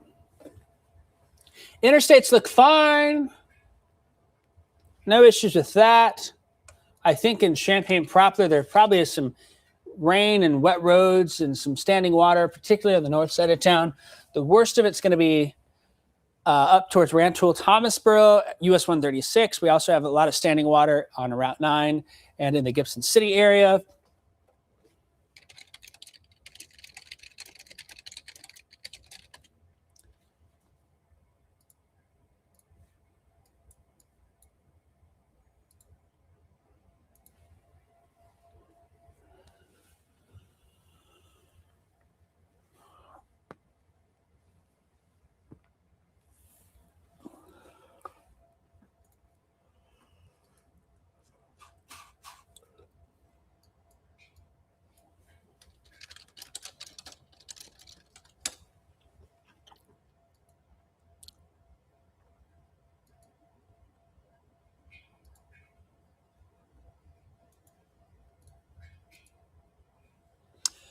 So yeah, we'll kind of wrap things up here shortly. We got a little bit more to look at. We'll kind of take a tour around. Here's Danville. We're looking at those pink colors. You're in the 3 to 4 inch range total there. Still, this rain coming in probably pushes more of that pink, and maybe we get a few spots of purple to appear here. You get up towards Bloomington Normal. Same things. We're looking at that 4 to 7 inch range total here. Gibson City, Paxton on the northern edge of that. I-74 seems to be the southern edge of that in Champaign County. There's some additional rain out there. Curious to hear from Jacksonville, Morgan County, anyone on there. Radar estimating 4+ inches. Some of those areas. And then Coles County this morning has had nothing. Same for most of Edgar County. Effingham, I-70 has been dry. Nothing down there either. So this kind of gives you a map that shows where that heaviest rain has fallen. It's been a swath from Fulton County, Illinois, through Tazewell County, McLean County, Southern Ford, Northern Champaign County, and into Vermilion County. I would expect at this point, Vermilion County, you've probably got another inch, maybe inch and a half coming. The rest of us are under an inch, more than likely under a half inch that are expected to see rain. And that'll be for areas that are in yellow. If you're south of that, I don't know if you can still pull an inch off or not. But when we look at radar here, that's the Skycam. Again, there we go. Maybe this will work. You can kind of see it's trying to evaporate up. There is that additional storm activity building on I-72 west of Springfield, so we'll keep an eye on that. But it looks quite soggy out there as we start our morning.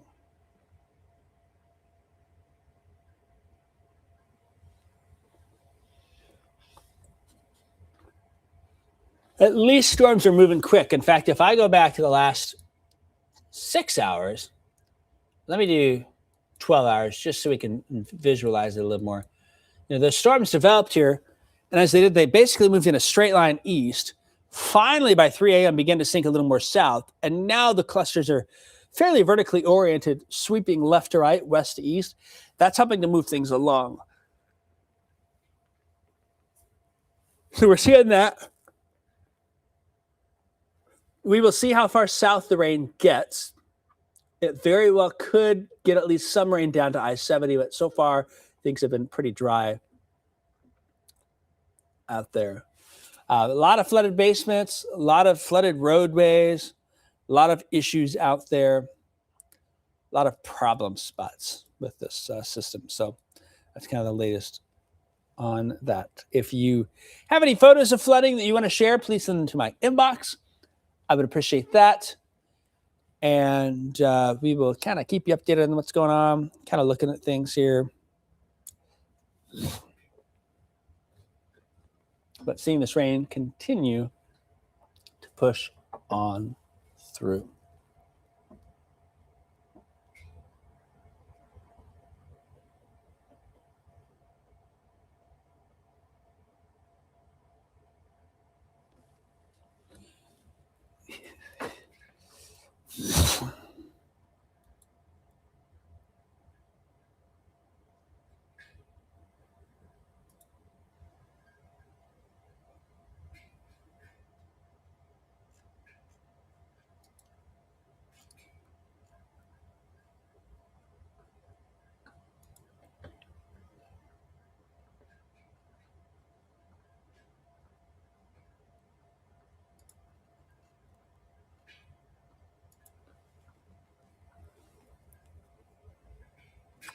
We're not looking at severe weather here.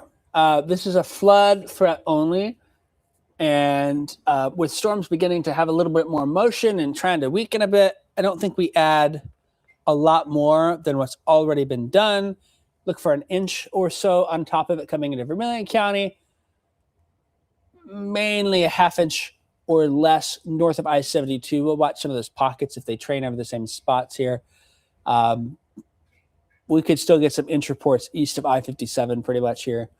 The areas that are dry are going to add that rain soon. That's the other thing.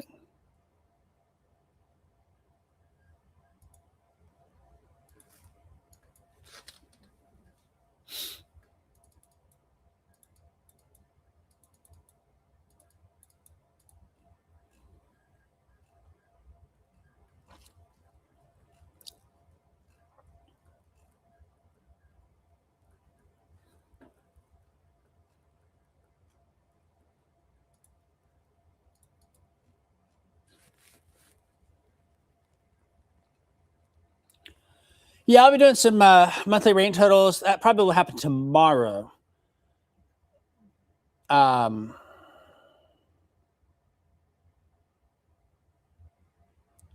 only reason I'm going to wait for tomorrow is because it's still raining now. The new data comes in like tomorrow morning for today when it aggregates it all together. So,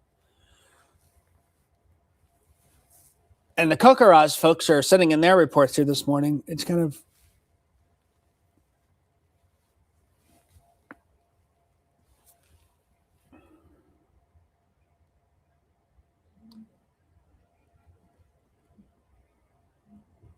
so that is what we got. All right, folks, we're going to wrap this up. I want to thank you for following along this morning. Hopefully you have enjoyed various points of this coverage. From when Kevin was here earlier, we sent him home. He made it home laying in bed. He got the wireless emergency alert right as that happened, and they said that jolted him awake for the flash flood warning there. But I'm going to sign off here. I might go next door and get a coffee, to be totally honest with you, now that the rain's kind of letting up in Champaign a little bit. But if you got any flood reports or photos, you can message me directly. Would appreciate that. We know there's quite a bit of flooding in northern Champaign County. We know there's a lot of flooding in Vermilion County, starting to see that a little bit more. Not as bad as last night, or I guess the night before, whatever you want to just call it here. Route 9, Gibson City to Paxton, and eastern parts of Ford County as well have had some issues. McLean County seemed to get hit hard. It does seem like tonight's event won't be even quite like this, but we will keep an eye out. And if you want to see me again, I will be on at 8 a.m., 8 o'clock on CBS for CBS This Morning. So that is what we will have for you. And with that, I will bid you farewell. I'll have updates at 8, and we will keep you updated as we go through the morning. Good news, by late morning into the afternoon, things looking a lot better and a lot drier. Stay weather aware.